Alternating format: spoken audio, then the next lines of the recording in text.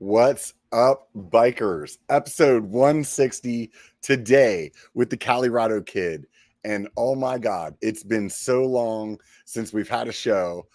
I was just talking to Joe. I don't know where the time went, but the short story is did some travel, had some good times. I guess I was taking a break. I didn't know that, but that's what happened. So this is season whatever it is now. Anyways, really appreciate everybody tuning back in. We're going to get things going again well into the future. I don't know where I was going with that. Anyways, the long story short is I'm trying to be consistent again. We're going to do this. So definitely we'll have some good shows coming up. I can tell you that much.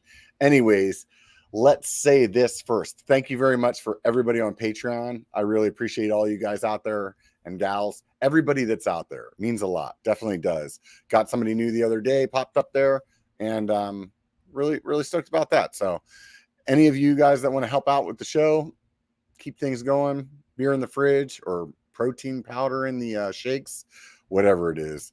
It's this thing takes a lot to get this whole biker machine. It takes a bit to happen, but it's a community thing, and all of you guys are the community. It's very grassroots. I try not to do the sponsorship thing. I'm not saying I never will, but it is what it is. One of these days there'll be a bunch of commercials on here. You guys will be like, man, should have signed up for Patreon. Now he's got all these commercials. Anyways, if you want something for free, swing by Instagram, give me a follow over there. Same thing with Facebook. It's the same content. You don't need to do it both places, but if you really feel inclined to, go for it, because I like seeing those numbers grow.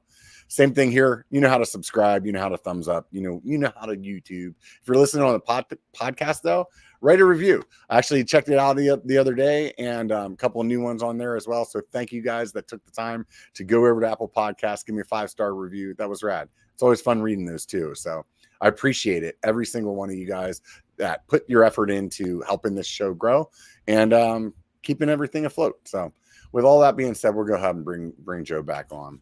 What's up, Joe? Hi. Hi. How are you? It's like that's not what you want to see, like out of a van window. Like, hi. It's like that's the exact opposite of what I should have done. Yeah. Right. No. Yeah. Anyways, man. Holy cow. Now you got me all flustered. Mm-hmm. Dude, How are you? Forever since we've talked. I mean, we've talked riding, but we haven't talked on this, which is funny because like we were talking about how fast time goes by, and it's like it's been way too long since we've done this. It's been like at least over a year, right? Yeah, it has to have been. I mean, somebody in the comments, go ahead and search B1KER Bar and Calirado and see. Tell us when the last one was. But yeah, I think because you know how you use templates to do everything, and I looked at the last show just to see it was episode 94. So it's it doesn't feel like it's been that long in my mind. It's kind of ridiculous that many guests have been on this, and I'm still not a millionaire. I mean, come on. I mean, somebody in the Apple write-up said that I'm the Joe Rogan of mountain bike podcasts. So I wouldn't disagree with that. Honestly, like again, we talked about it before. The amount of people that you've had on the show and that you've talked to, and like the wealth of knowledge that exists on the B1KER Bar is second to none. Like there's a lot of people starting up podcasts, but they don't have the backlog, Robert. They don't got it. They don't have it, man. I really need to lean into the podcast. One of these days, I'm going to sit down and edit like 1 billion clips. Maybe if I get like 19 more people on Patreon, I could afford an intern or something like that. That's right. Yeah. We just got to hire Kyle across the board. Just make him do everything for us. Like videographer, just behind the scenes, intern, just our grip, our lighting guy. Like we'll just make Kyle do everything. That sounds good, man. That sounds good. So I swung by your channel and I don't know what it was at before. I'm sure it was like 20,000 or something like that. And it's at like 130,000 now. And first of all, that's like super impressive. But the thing that actually got me was 72 million views. I didn't even realize that. That is actually pretty crazy. Yeah. 72 million people have watched you do something. That's nuts, man. That's nuts. I feel bad for them. Like, right. Or it's really like 1 million people 72 times. I don't know. Yeah. Exactly. Either way, man. that's a lot, man. That's like crazy. Man, I think we're all just fighting to catch up with Seabass. That guy is just gone like bonkers with his, like, he's over 300 something thousand. I'm pretty sure he passed 350,000 on YouTube. Oh wow, which is nuts. Do you think it's all like shorts though? I mean, I haven't looked It's at a his mix of channel to both. see like his long. Like I watched his. I think he has a separate channel for his longer. Yeah, format, informal, normal. like, Yeah.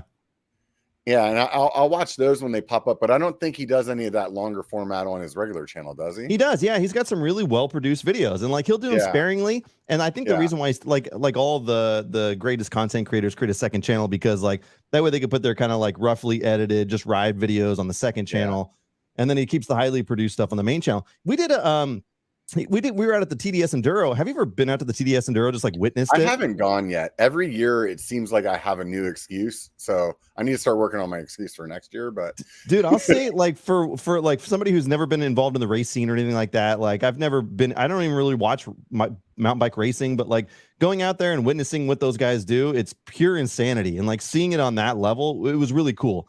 And Seabass actually ran in the e-bike division that day.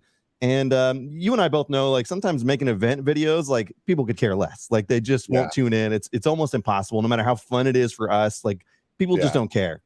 And so I was really stoked, man. He made a TDS Enduro video that was like a really great story of his journey through the race, and I think it's well over 200,000 views. It's like really, it's cool to see. So that stuff, like, just seeing that happen is really cool. But yeah, he does. He keeps the highly produced stuff there. Yeah, they're doing a great job over there. It's definitely it's been interesting to see him kind of come along. I know, like, when I first started talking to him, he really didn't have any YouTube presence at all. I mean, I think he was probably like 100K on Instagram or TikTok or something like that at the time. But yeah, it's definitely like at that point, him and I could go to an event and people would know me. Yeah. And now we go to an event and I'm like, they just think I'm some other guy standing around trying to get a picture with them. Yeah. But I mean, same with you, man. I mean, like, honestly, the two of you were standing next together at Seattle or Sedona last time we were there, and it was like, there's nobody else here, you know? Yeah, it's kind of crazy how that works. Like, I think short form tends to spread more. We've talked about it in the past. Like, people, like, it's easier to share than YouTube stuff, like long form YouTube stuff. Like a short thing's like, funny, send it. So like, I think that as a whole has like made it easier to ingest our stuff, which has been helpful. And I also think that we got in like right at the right time. Like, right when Instagram started pushing reels and stuff, I was starting to learn how to make short form videos. And so like that was advantageous. And YouTube Shorts, same thing. They really started pushing those right at the right time when I started making good shorts. So it's like I think there was a couple scenarios that really like helped me develop a bigger audience, just timing wise. But it is crazy going to events. It's really cool. It gets crazy. I lose my voice sometimes. Yeah. I mean, I think that realistically though, people making funny mountain bike short form content, there's not many. Yeah, I mean, it's like you, him, Just the Maker, and there's a couple of other smaller ones that I'll see pop up now and then. Right. But for the most part, like, if you want something funny that's like in that genre, you guys are it. I mean, so I think in that aspect, you're kind of like the single track sampler, BKXE, Seth kind of trio of people that are like in that. You know what I'm saying? Yeah, I always remember like the story where Paul was on somebody's podcast, and like when I just started out, right, he had mentioned me on a podcast. I had maybe 100, 200. This is pre Dick Beard, before we did the live stream and all that stuff. And like he was like, "Oh man, if that guy would have started, 5 years ago, he would have been huge." And I always took offense, but I always like, all right, well, fine, let me prove him wrong. And so it was like, it's always been the journey, right? But maybe I found the pocket. Like, it's like, because the YouTube game, everybody got started there at the right time. Paul's always good at telling you something that you want to prove him wrong on. I know. Yeah, exactly. I took it constructively. Yeah. So it was a good evolution in the Calirado's channel, because it was like that time that I started evolving to the really elaborate long form stuff. You know how it is, where you edit 30 plus hours and you put it out and nobody watches it. I'm like, I was just, God, dude, it was like, and so anyways, like, that drive to go to short form, I think, was partially because of burnout. So I think I've talked about that before, we all have that, where we're just pushing so hard without a lot of reward. And it worked out, I guess. Yeah, I had to do like a mental reset recently, man, Yeah. where like I think it's so easy to judge yourself on your numbers, your view time, your whatever, and comparatively to like your peers, especially since like I mean, we all talk, you know what I mean? It's a Yeah. small community Yep. and stuff, you know, so it's really easy. It'd be like going on a ride and being the slowest guy on the ride, and there's no way you're not gonna like think about that. Yeah, You yeah, know yeah, what I mean? 100%. Yeah, And I just recently just like really had to like rewrap my head around, you know what, dude, like this is actually what I'm doing right now. If I was to tell day number one, Rob, like this is what you would get, yeah, I'd be like, oh, then it's worth it. yeah. You know what I mean? And it's like, okay, so like be grateful for what you have. And so I am turning over a new positive leaf, because honestly, like that's my personality, and I don't know why, but I think it's just that, like, I don't know, it's like that pressure that you get from social media that starts like making you, at least in my case, it was making me feel like a person that I didn't want to be. You know what I mean? Yeah. I mean, I think as creators, we all feel that pressure constantly. It's like hard to get away from it. I was talking with Eric Porter today on the phone, actually, and I was like, he was talking about the stress of like, of course, family life and editing and writing and the kids ride. So it's like all that stuff boils in together, and it's like feeling that stress to release. That sounds inappropriate, but like release a video. It's a bar, dude. You can say whatever you want. Yeah, that's right. And it's like, man, like, the only piece of advice that I can give that, like, I think we all have come to understand, and he knows this too, is like, you just can't like put your arbitrary deadlines on yourself. Like, we're all in this on our own, and we're all doing it on our own accord, and nobody's pushing us to make videos. Nobody's doing it. Like, so it's like, yeah, I know we beat ourselves up. I do it too. You do it. I know everybody does it. And it's like, man, sometimes we got to step back and like realize, like, you know, we can put it out when we want to put it out. Like, we can make what we want to make when we want to make it. There's no rules. Like, it's stressful. Yeah, I think I'm going to blame BKXE for that. He's the one that told everybody 2 videos a day, 3 times a week, or whatever the hell it was. He fooled the whole world into thinking 5,000 subscribers you could quit your job. Oh my god! So, I still remember. Was it 5,000? I remember that video too. Just sitting in his car talking about he'll never do a deal with Joey Trek. I remember it like vividly. I think isn't that funny? Like, that was like a pivotal point for a lot of us. I think, like, watching it, like, whoa, it's real. Like, that's crazy. Yeah, it is. It definitely is. And like, he's an inspiring guy, you know. So yeah. Like, I think that whole story, though, watching it happen, it was a fun ride to be on. You know what I mean? So, but like, I think that there's probably people that are subscribed to you that feel the same way. Like, what do you think your like car ride moment was? That's hard to say. Like, I always wonder that, because with short form content the way that I do, like, I know I can cheer people up. I've heard it from people. And that's like really, it's not something I thought about like prior to starting all this, that like somebody would like, it would like get them out of something hard just watching some funny stuff. Like, I never really took it that seriously, and I never thought about it, but like, I've seen that happen. I don't know that I inspire people to ride like some of you guys do. Like, your ride videos to me like tell great stories, and whenever I see them, I text you immediately. I'm like, hey, where's that trail again? Like, I've had that happen plenty of times, you know, like, and Brian's videos got me out. And when I watch his, still to this day, like, I watch them and it makes me want to go ride my bike. Like, I don't think my stuff inspires people to go ride so much as it does, like, I don't know. It's maybe cheers them up, but like, it definitely inspires them to hit the subscribe button. Yeah, apparently. Suckers. Yeah, I would say your car ride moment to me, if I was looking at your channel or like your journey where you're at, would be that like little reel that you did. Yeah, it was like the little like play the guitar with your bicycle kind of thing. If for those of you that haven't seen it, he did a short that I think that was the first one that you had that went viral. Yeah, and you were like, it really like made you realize, wow, there's something different here. It blew my mind, man. Like, just watching it take place in real time. And what I did is like at first when it started happening, I still had alerts going on my phone, and like, I couldn't, like, it was just full. I was like, okay, what's going on here? So at first it's like being struck with like, this is something new. But then as I took a step back and started watching it happen, I think it was like it's Sedona that it really started taking off. It was like the first Sedona. It was like in November. And I was watching this thing go nuts. And then I started seeing different languages and I started looking at how the story reposts across the globe. And then again, as it took a step back to see what was happening, it really helped me understand social media more. And it also gave me that spark of inspiration that the long form stuff wasn't giving me, where I'd put out, I'd go to Sedona and film a whole thing, and then I'd spend 30 hours making this really. And again, it's always my fault. I didn't make good thumbnails, didn't make good titles. Like, there's all those things that boil into that stuff. I always blame myself. But like, then it was like, wow, I felt like this jolt of energy. Like, this is cool. Yeah. And it wanted more of it. So it was like, that's what drove me to start pushing the short form stuff. And you got the reward for what you felt that was like appropriate or more than the work that was put in. Yeah, when you go look at some of this stuff, I shot this one in my garage once, which was like me arguing over if I'm going to keep the tires in my garage or not. I've got we all have 40 used tires in our garage that we're never going to use, but we hang on to them for some reason. Right. I shot that video, and like that thing's still going strong. It's still got it's almost 16 million. When you look at the amount of likes, it's like hundreds of thousands of likes. You're like, that stuff, that's the numbers are crazy on that stuff. Yeah. How is that for you to wrap your head around, like, that you're speaking to that many people?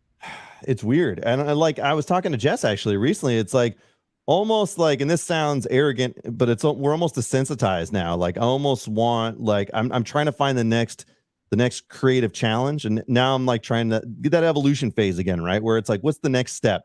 Because like, if we're getting millions and we're not like appreciating it, like I do, but like, what's the next jolt? Because now that I've had it a bunch of times, it's right. It's like that first, like you got struck by lightning, Yeah, exactly. That first jolt, like what's the next thing that like brings it to me? And so I don't know. Where are you going to get that? What is it? The serotonin shot from, I really have been craving making long form stuff again, man. I got it in my bones, but it's just time. And we know, like, with family, with work, with everything, it's so hard to like go and spend a whole day filming on Saturday. It's been so hard to find the time. So we'll see. I really want a project like outside of the Biker Channel project. I've talked to you about this before, but like, I feel like it would be fun to make like a sitcom kind of like show, similar to like we had talked about, like your Trailside Troopers thing. Taking some of that and just making it a channel, and then getting a group of people together and like putting an honest effort into it to see if that could like take off.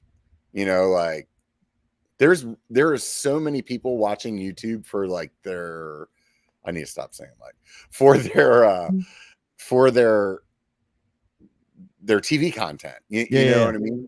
And I think there's a big market to be tapped into there. It's just, I feel like there's definitely some time to ramp up to it, I don't think anybody's capitalized on like the mountain bike audience in that way. Like, I feel like you could start out, like, let's just say it was Trailside Troopers that we ran with, right? Like, I feel like you could start out with short form content with that, and they just start out being like the skits to be, 60 seconds or whatever. So you do that for a year or so, and now everybody knows the characters, Yeah. And then after that, then you start laying in these longer ones, and I don't know. I just feel like it's an opportunity. So it's funny. That's something. Also, Joe from Trail Future said originally when we originally released that video, he was like, "That's actually good for short form." And at the time, none of us were making short form either. Like, what does that mean, Joe? You loser. And now he's too busy fixing up his house to even make videos. So who knows? Right. But yeah, dude, 3D printing and fixing his house. What's he thinking? I know. I think about all the things, like all the ideas I have that I would do if we really, like, if we had more time, like full time or whatever. Like, if I wake up in the morning, I'm like, dude, I'm ready to edit. And then like, by the time I get home, I'm like, I don't want to edit anymore. I've been at work all day, take the kids home, get their homework done, get them to bed by 9 o'clock or something. And it's like, I can edit out a video. And then I'm like, it's 10 something. I'm like, that's enough. It's like, damn it. Imagine if I could wake up with a cup of coffee and start going. Yeah. I think that I personally have to be in the right, like, creative mood to edit. I've sat down so many times to try to make myself edit, where I have X, Y, or Z deadline that I feel like I want to meet, and really all it does is completely unmotivate me, Whereas if I just went for a ride or did something else instead, I just need, I don't know, at least me personally, I cannot just force myself. I'll sit there and be like, oh, I need music for this, and open up the internet, and an hour later goes by and I'm like, yep, no editing. Dude, it's funny you say that, because like one of the benefits of the paid videos and like paid partnerships that I've done is that they've all let me run free with what I want to do. And like that makes it better. Like it's not like I have to review this part. It's me. Like chamois butter is a great example. The chamois butter popcorn thing, that wasn't a paid video, but the second one was where I eat the chamois butter toast. Like that was my concept and execution. So it was still very much my Calirado video featuring their product.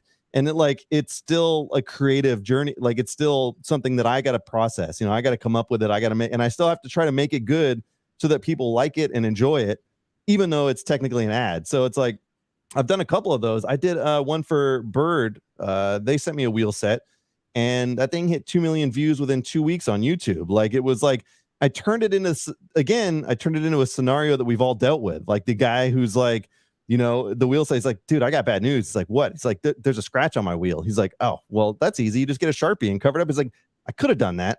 But what I did instead is I bought a whole new wheel set, like we all know that guy. And so like turning it into a real mountain bike, like piece of content that has their product in it. So it's like, luckily, I don't have to deal with that. Like, it's like, oh, here's the new dropper post. Let me talk about it because I have to.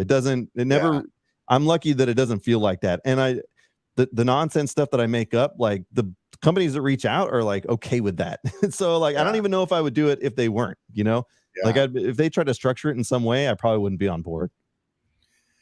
Yeah, no, I totally hear you there. I mean, that's awesome. I mean, right now the comedy stuff is hot. Yeah. I've heard some people talk about YouTube over the years. I mean, even in the time that I've been doing it, you'll see trends come and go. Let's just say in long format, like it was POV for a while, and then it was like trail building, and then I don't van know building right now. Right. Yeah. But I've heard people say that the comedy stuff won't always be the hottest thing on like the shorts or the reels, right? Yeah, 100%, which is always like the evolution trick. Like, how do you evolve? How do you not get caught doing the same thing over until people get bored with it? Like, there's a couple ways to do it. One, I could start a second channel that's just general topic stuff, like versus niche audience stuff, like what I'm doing now. Like, so the mountain bike stuff, it is a limited audience. Like, and you can see the genius of Seabass, normal mountain biker. And I always tell him this because he'll put up a video, say, for example, about like a Facebook marketplace situation where like the guy walks up to buy the bike. He's like, hey, I got the cash. And he's like, is the bike still available? And he's like, yeah. And then he just walks away anyways and doesn't buy it. I'm like, it has a bike in it, but it's not bike specific. Like anybody that's ever bought anything off of Facebook can understand that. So now what he's done is he's breached the gap. Like, and that's, I've done that with some. That's like that, the guitar playing one, it breached the gap. It was like you take a general audience and you bring them in to your biking content. Now, does that hold them long term? That's the question of the day, right? Like I've had videos go crazy viral on Instagram, 10 million plus or whatever, but those people aren't there for my normal content. They just saw this wonky outtake and they're like, cool. So you see this massive influx, but of course they're probably just leaving after months, just because like they're not there for the long-term stuff. So it's hard to balance that, but yeah, it's always that evolution of like, if you keep doing the same thing, people will get tired of it probably, right? Theoretically, I don't know. But I also think like really right now, it seems like everybody's kind of having the same problem of like viewership and everything like that. Like it's just, maybe it's because weather was nice and things slow down in the summer, or maybe in the winter when people are at home, the viewership will pick back up. I mean, like bike shops seeing a downturn and stuff, like maybe people aren't riding as much anymore. I don't know. Like, I don't know what I'm not sure. I'm not sure what it is, but I've seen people in other industries on YouTube also complaining about it. So I question if it's maybe some more of a societal kind of thing, or a shift in some other way. I'm not sure exactly what that is. I mean, obviously, if I knew, I'd be freaking loaded right now, right? Honestly, it could be just as simple as like COVID brought everybody to the internet, and now they're kind of all slumping back out of it. Like, I mean, I don't know the answer either, but it's like all we can do is just do what we do, Yeah, and I mean, it could totally be that, everything in life is like cyclic anyway. So I'm sure it's gonna have some like peaks and valleys. So it's interesting though. It definitely is interesting. It's a I'd like benefit to of see some like more just of your. yeah. Go ahead. Sorry. No, go for it. I was just gonna say it's like that's why we just got to get to the point like we do now. We're just don't dwell on the numbers as much and just like make the stuff we want to make. And again, I've been lucky that people put up with my sense of humor more than anything. Like it's a testament to people putting up with me. But like, yeah, luckily the numbers don't mean as much. When I do paid stuff, it's nice that like if it does well, it's like affirming, you know, and most of them have done well. So it's like, but yeah, anyways, like other than that, there's not much stress. Yeah, I mean, I think the thing that I've heard you say before too is that it's easier with you for the shorts just to kind of move on to the next thing. Yeah, it helped me eliminate that, like that idea of like when I'm just doing full long form stuff, everything I have is going into that video until it's done, and then I'm getting everything edited, thumbnail, title, getting all the descriptions right, boom, putting it out. Like, all right, here we go. And then if there's so much riding on that, whereas like I've got a bunch of short form stuff that I can make. And I do spend a lot of time on them. We all know this. I spend 5 hours on a 30-second video sometimes. Sometimes I make a short one and it's quick. Like, but I could put that out, get to the next one, make that one, have it ready for the like. It's just it helped me get over that, and that was really nice. Like I just care less about how it does. It's always fun to see it and interact with everybody, but it helps me. It helps me a lot mentally. Do you think it's that, or do you think some of it has to do with actually the success of your other ones? So you're like okay to fail sometimes. That could be for true. Like lack of a better word, you know, like that could be true. Like I've proven it, right? Like maybe that's it. Like we've done it. We've shown that we can produce. We've shown that we can make great stuff. It's like, what do you want from me? You know what I mean? Right. Like, I don't know. Maybe that's it. Maybe, I don't know. Yeah. I was thinking earlier before we were talking, do you feel like you're stuck with the mustache? I was thinking about that actually. I was going to make a post today on Instagram because I was scrolling through my phone. Like I had to create some space on my phone for the latest iOS 17 update. And I came across a picture of the beard. I was going to put it up on my story like, the winter's coming. Should I bring the beard back and take a vote? And if so, maybe this winter it comes back. It's so like, it just stands out so damn far. And people always talk about it. It's like hard to like get rid of it. It's like, but at some point it's got to come back. My son's like, you got to bring the beard back, Dad. I was like, all right. Yeah. But we'll see. It's kind of like, on merch. Like Phil and stuff had now. the Fu Manchu thing going for a long time, you know? Yeah. And then it's like becomes part of your brand. So I'm like, you know, is there a point where like you're like, man, I wish I didn't have to have this mustache anymore, but it is who I am. I know. It's like I don't even think like I barely get haircuts as it is. Like I'm like gotta get a haircut. It's so long. I'm just like I don't barely even look in the mirror when I get ready in the morning. It's like barely. It's just this and like let's go. You know, it's like I don't know. We'll see. I mean, for now, it's too iconic. It's on my gloves. The mustache is on my gloves, so I got to hang on to it for at least a while longer. But I mean, it's on your coffee mug you're drinking out of. So, So I don't know if you heard the story behind this one, but I stayed with Brendan outside Brendan when I was in SoCal. I went to go visit the Worldwide Cyclery guys, and like I was hanging out. I text Brendan. I was like, hey, I'm gonna be down there. Like, do you want to get together? And he was like, I'm right where they are. I was like, well, shit. He's like, come stay with me. I was like, okay, cool. So anyways, gracious host, super nice. His wife's amazing.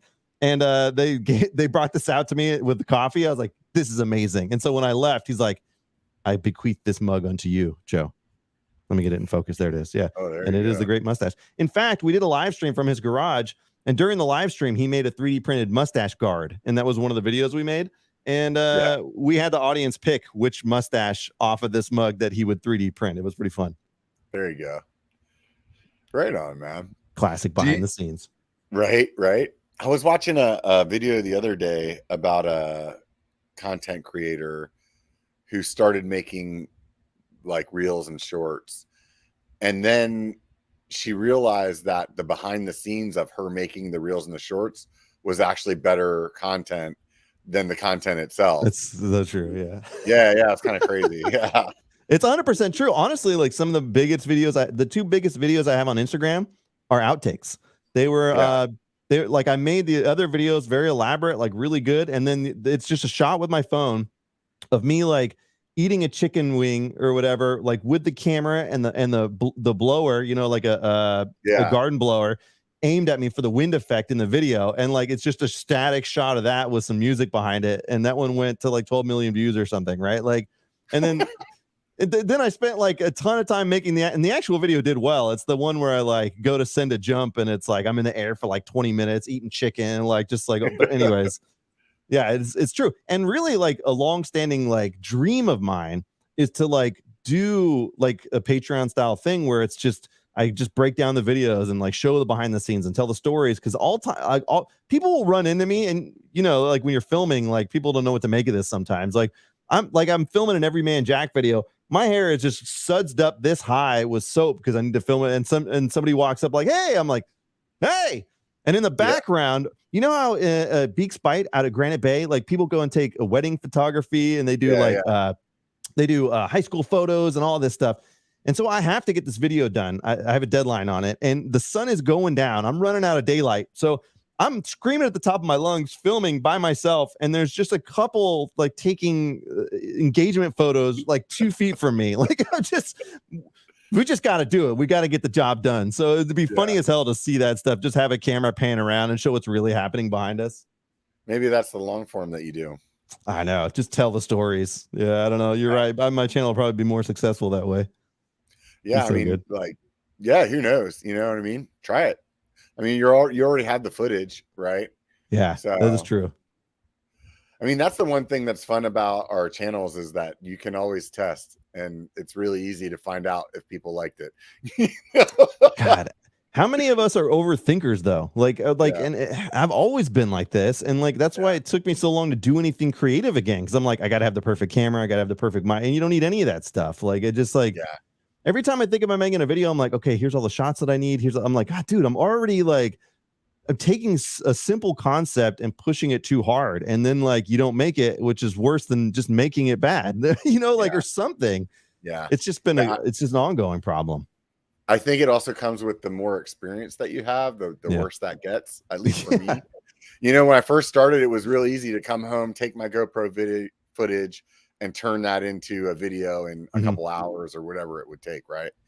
And now it's like, this video I'm working on right now, I've probably gone out and filmed another solid day of me doing things for B-roll at least 3 or 4 times.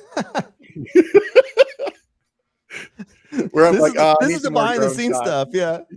I need some more drone shots. Like yesterday, I was at Rockville for like 4 hours. Yeah. And it was like, I did not, I mean, maybe I got 3 miles and 1,500 feet in, but it wasn't like that was the goal. It was just because it was like, oh man, I got to get over there and get this shot. Oh, the sun's setting. Oh, I need to get over there. Oh my God, my drone battery's running out. I got to get over back to, it's like, oh my God. Yeah. This is a great idea for a short right here, where it's like the beginning of it is you load up your bike, and then if the subtitles, like when you're a content creator, get it out, get all your shots, and then load the bike right back and drive right back home. Like, just don't even ride the bike. That's our life, dude. Like, it's like so true. It's we've sacrificed things to make content. That's what we do. So what's your creative process? I mean, like right there, you're like, oh, this is a great idea. Is your brain just ticking like that all the time? That's kind of the benefit of short form too. You kind of think in terms of short form. Like I think of like, just all the random notes or whatever. Don't anybody steal any of these ideas. But like, you'll just have random ideas pop in your head. You're like, let me make a note of that. We can evolve it later. But like, the benefit is like, all I have to do is like get one concept across. Like the long form stuff, you have to just take it and like really build lots of jokes. Like this is most of them are just me telling one joke at once. So it's like, what's this situation, whatever. And so I'll make a note of it. And then I can either, if it's elaborate, I can script it out later. And I'm still like rudimentarily, is that a word? That sounds good to me. Yeah, I'm still like scripting stuff out like in the notes app. So I have part 1 and part 2, and then I'll go and script that. And then I can have the camera like this close to the camera, and I can deliver those lines in the appropriate way. So depending on if it's scripted, Bobo's got to deal with this stuff too, where you're just like, I'll deliver one line 4 or 5 different times till I get it the right way, move on to the next line, and then eventually edit that all into something. But the idea is just like, sometimes I just need to go on a ride and come up with something. And we all know it's just the same stuff we all deal with on a regular basis. So again, even that's going to like have a shelf life. There's only so long you can do the, have you had this happen to you thing? So it's like, again, what's the evolution? There's still plenty of stuff to make fun of. But yeah, it's, that's the start of it basically. But I'm still filming on like a really expensive camera, which I don't need to do. Everybody's quite successful just using their phones. Like with short form content, it's easy enough to do. Paul made me overthink it again. He's like, you should use a really nice camera. I was like, yeah, well, Paul, now I got to put it in the machine and I got to edit it and I got to export it. And he's like, yeah, but it'll look better. I'm like, God damn it, Paul. Yeah. But those shots do look good. It's They're your sexy. fault. If I buy a full frame, it's your fault. Dude, it's Because so I even just bought a brand new APS-C and I was like, man, I should have got the full frame. But I'm like, no, I don't need it.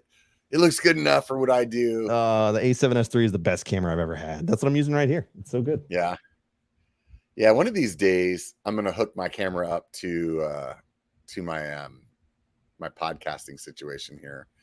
I need to build out like an actual spot, probably in my house and the air conditioning. That'd be a great idea. That's the benefit of having this studio. You've seen the studio out here where I've got the HVAC set up. It's totally separate from the house. So it's, for the most part, it's pretty quiet. And I can come out here. I don't let the family come out here, which is why it's still clean. And so the kids come here. I'm like, what can I help you with? I kick them out immediately. Like, get out of here. You bother me.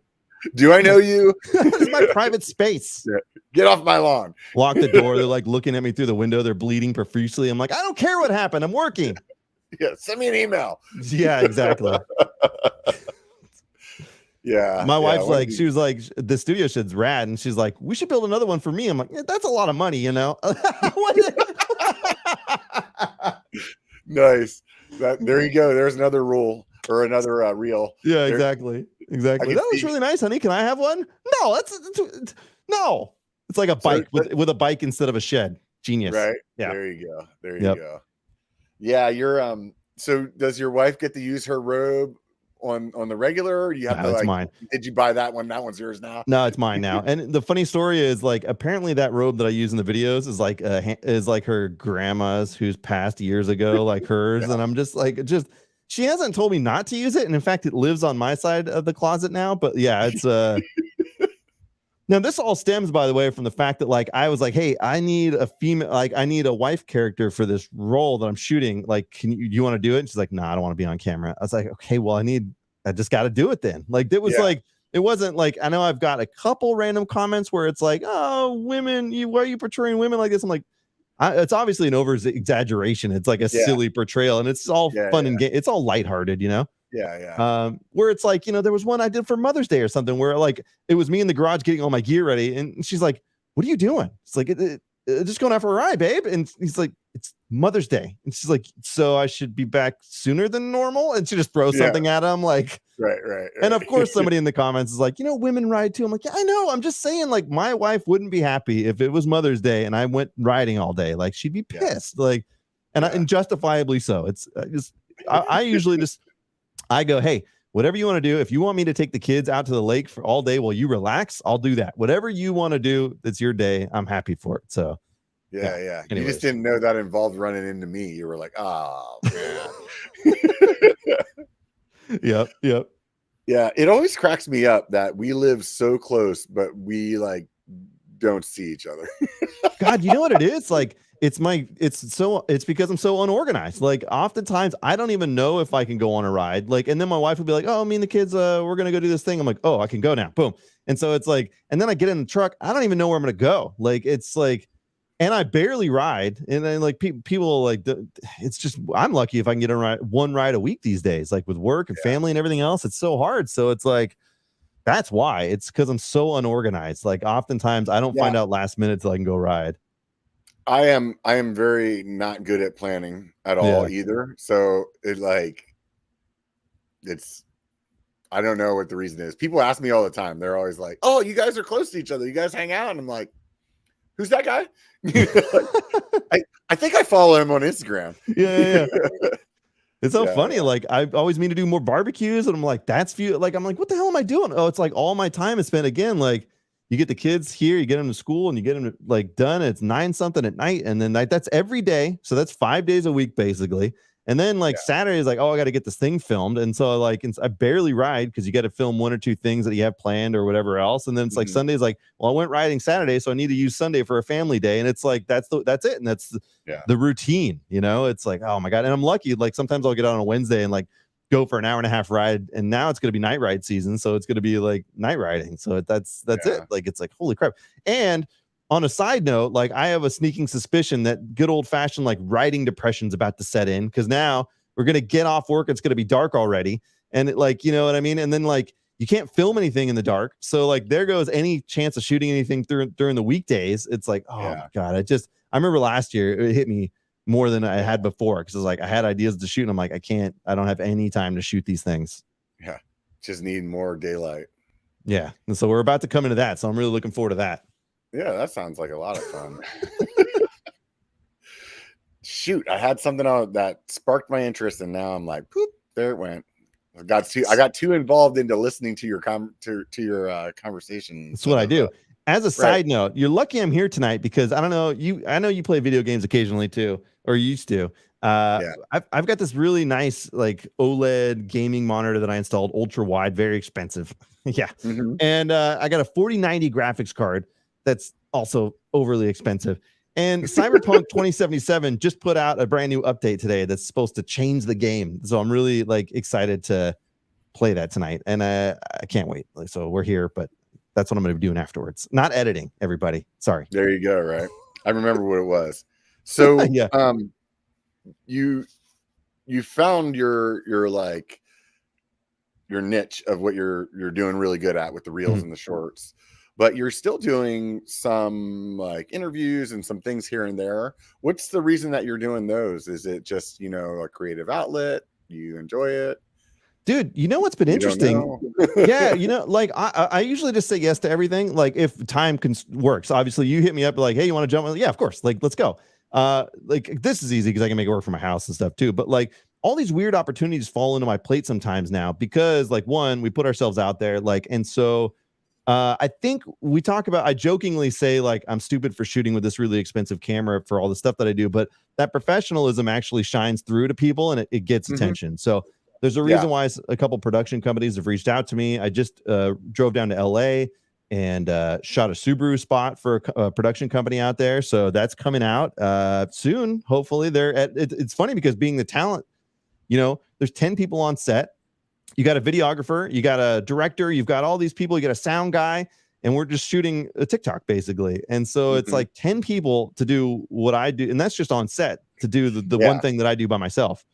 It's kind of mind blowing to see that behind the scenes. They've got better cameras. They've got everything scripted and storyboarded and all that stuff. But we went down and shot that. And that opportunity, I asked them like, how'd you guys find out about me? And they're like, oh, we just scout on TikTok and find like, so something about it stood out and they wanted a mountain biker and they found me there. And so there's been a couple things that just, again, people have mentioned to me that like the quality stood out. And so that's why they wanted to get involved with me. So it shows that I'm capable of and so even being on set there, I was like, hey, what about like, if you just get this angle right here and I'll do this. And they're like, okay, let's do that. Like, so we're used to it. Like we're around cameras. We know how it works. So those weird opportunities have been falling into my belt. And I treat those, of course, as learning experiences. Like to me, I'm on set.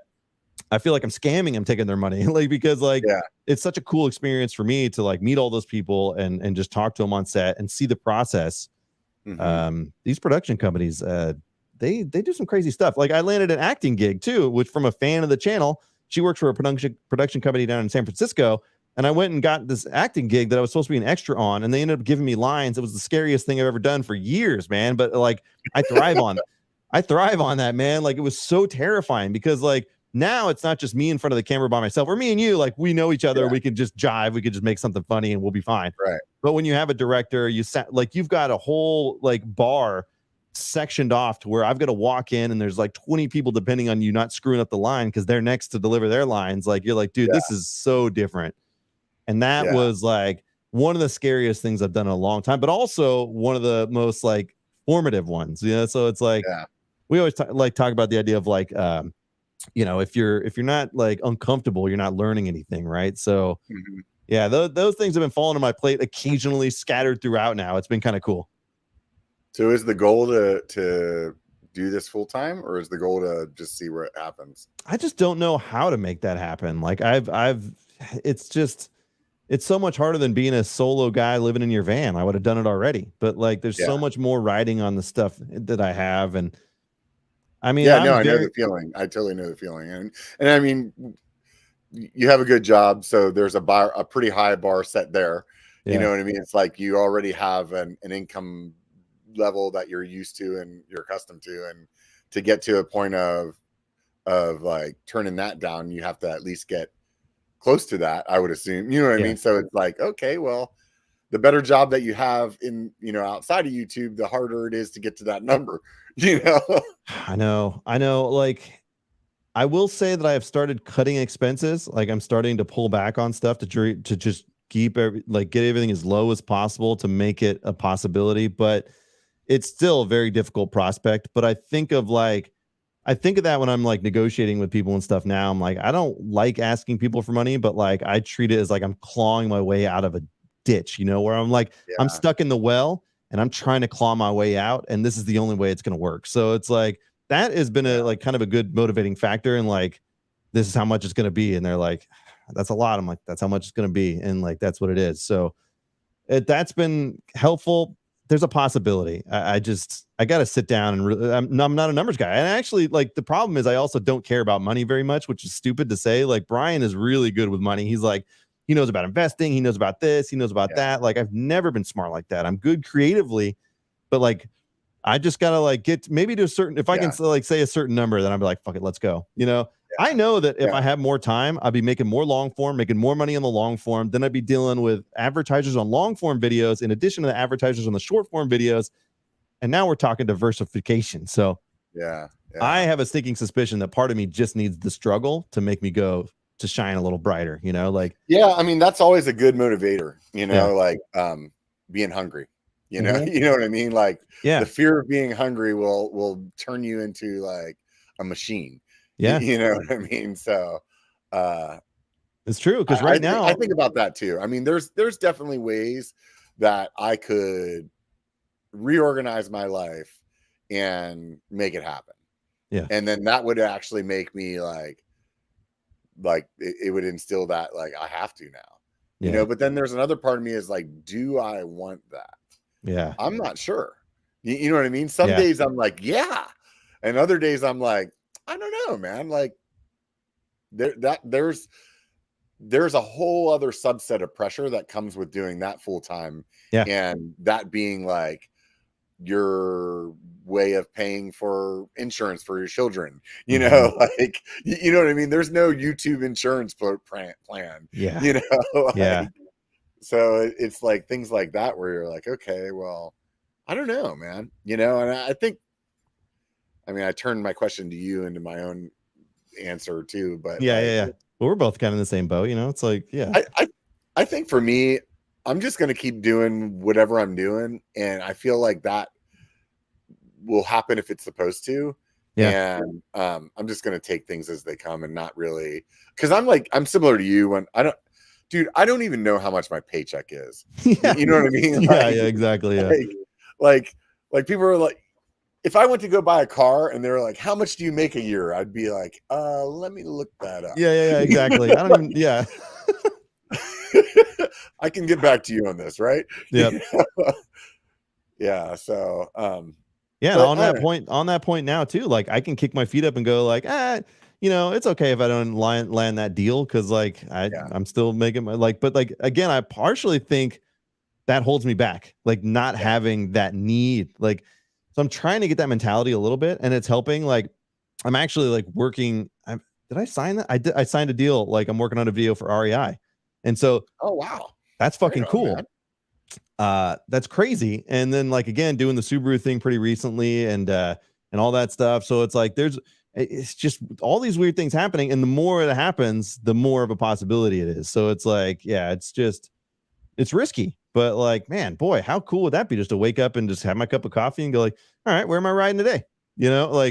Brian knows what it's like. Son of a bitch. Yeah. Right. I'll be riding with him in Spain in a couple weeks. Actually, we're going to go out to Spain and ride. That's exciting. I think Single Track Sampler's coming with us. Oh, wow, man. I would love to go on that trip, but I am, drop everything. I think there's still a spot or two available. Oh, now you're talking me into it. Well, I would, except for today, instead of going on that trip, I bought tires for my truck. That was not fun. Wow. Yeah. Wow. Yeah. Yeah. I was thinking this, I was like, this is almost a real, like new bike day. And your truck's like, New Dude, shoe like, day. what if it's framed like this, where like you're like cruising the internet, like the shot is of you and then of the website, like, yeah, adding to cart, like parts, yes, and then like you just like hear this weird sound and you turn around and behind you is like your bald tires, like just sitting there staring at you with, it could be googly eyes for effect if you wanted to. It's like fuck, and that's it, and like that's the whole video. Yeah, there you go, man. Yeah, that's the thing. So have you been to Spain before?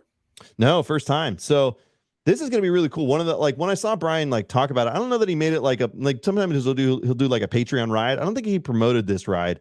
But I think Sarah, his wife, told me about it, and she's like, I text Brian, I was like, hey, Sarah mentioned this to me. Like, I want to make sure that you're actually cool with me going before I like talk to him about coming. And he's like, yeah, of course. And so I was like, oh, okay, cool. Cause like I just didn't, sometimes you just want to hang out with your wife or something. I wasn't sure how it was going to play out. But it got a couple friends, I guess, from like Sarah's friends. And then I didn't know Alex was going anyways. I was like, dude, because he's done videos in Spain before, and he said it's one of the greatest places you've ever ridden. Like, I remember those videos, and he was like, this is some of the best. And I was like, if I can get on board with this is going to be amazing. So yeah, I reached out to Basque MTB, and they're like, yeah, we got spots, come on out. So they're going to set me up with the Marbella. That way I don't have to travel with my bike. And man, I'm leaving soon, man, in like 2 weeks. And then it's going to be amazing. So I'm going to go to San Sebastian, and then we're going to go ride the High Pyrenees stuff. And then we're going to come back. I'm going to take a train to Barcelona and then meet up with the family. So this is like, this is now like helping like balance the scales, where like I ditched them for weekends and stuff. But now I'm like, hey, let's get you to Spain. Like, so we're going to have a good week of family trip, no riding, just hanging out with my dad and the wife and kids and everything. So we're just going to double down and make it like my mountain biking thing, but also a family thing. And I think that's how this is going to work in the long term, right? It has to.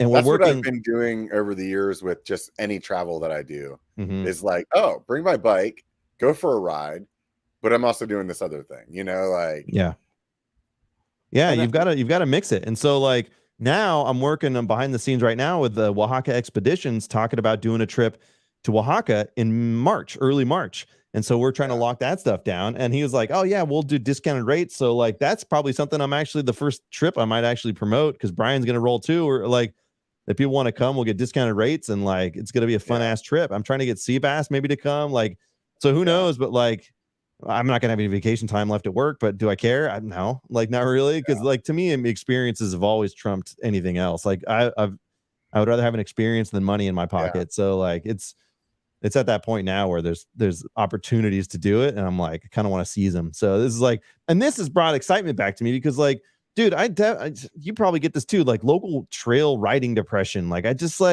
use that word a lot tonight, depression, but it's like jokingly, where it's like, dude, I don't want to go ride Granite Bay again. Like, there's something like, there's just something unexciting about going on a ride when it's the same trail over and over. And I know you can like spruce it up by doing Strava challenges and stuff like that, but it's like, dude, I'm just like, think about going, and I'm like, I still want to go ride, and I never regret going on that ride, but it doesn't like, I'm not motivated to go. But when I go see something new for the first time, like first time we went to Sedona or whatever, you're like, this is crazy, like riding the Hawes Trail system for the first time, like those things like really bring what the enjoyment for me of the sport is, that like just seeing new things. And so like the regular routine riding here is still fun, but man, there's nothing like just seeing something new. And like, now that I'm getting out from underneath like all the crap and all the work and all the stuff, like work's been busy, and now I'm getting to like the final stretch before Spain, I'm really getting excited. Like, it's been busy. I've been overwhelmed.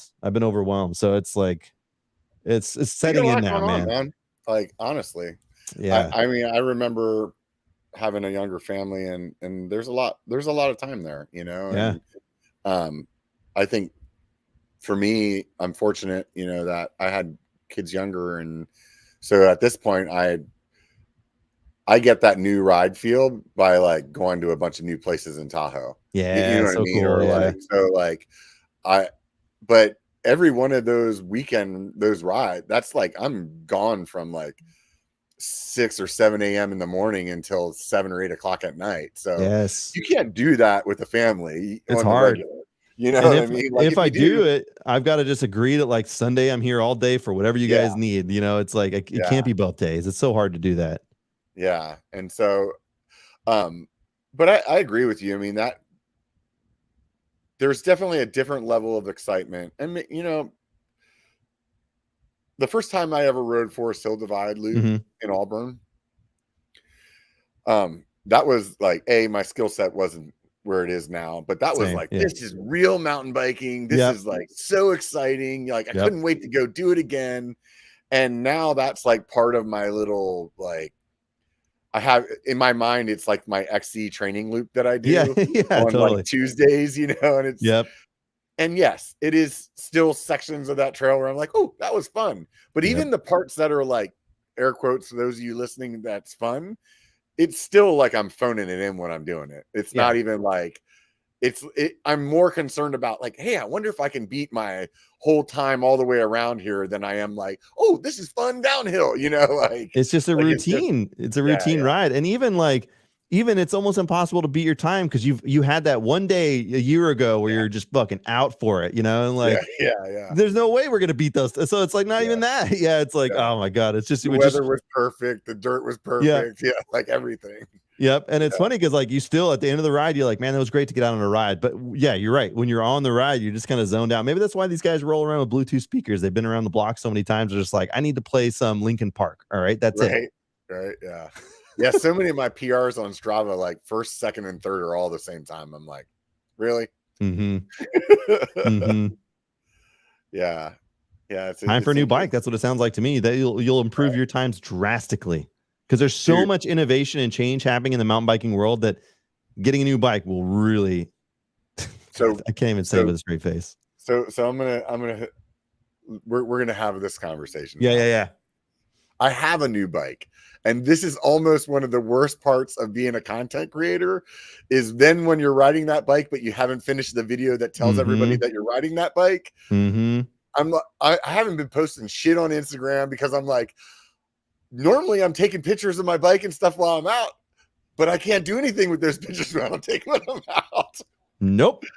You better carry a roll of Christmas packaging with, what do you call, like wrapping paper with you, just to wrap up the bike for every picture. And just that's the only way you're going to pull this off. Yeah. So that it's like the downside of being a content creator. You're like, oh, I'm so excited about this, but I can't tell anybody. I know.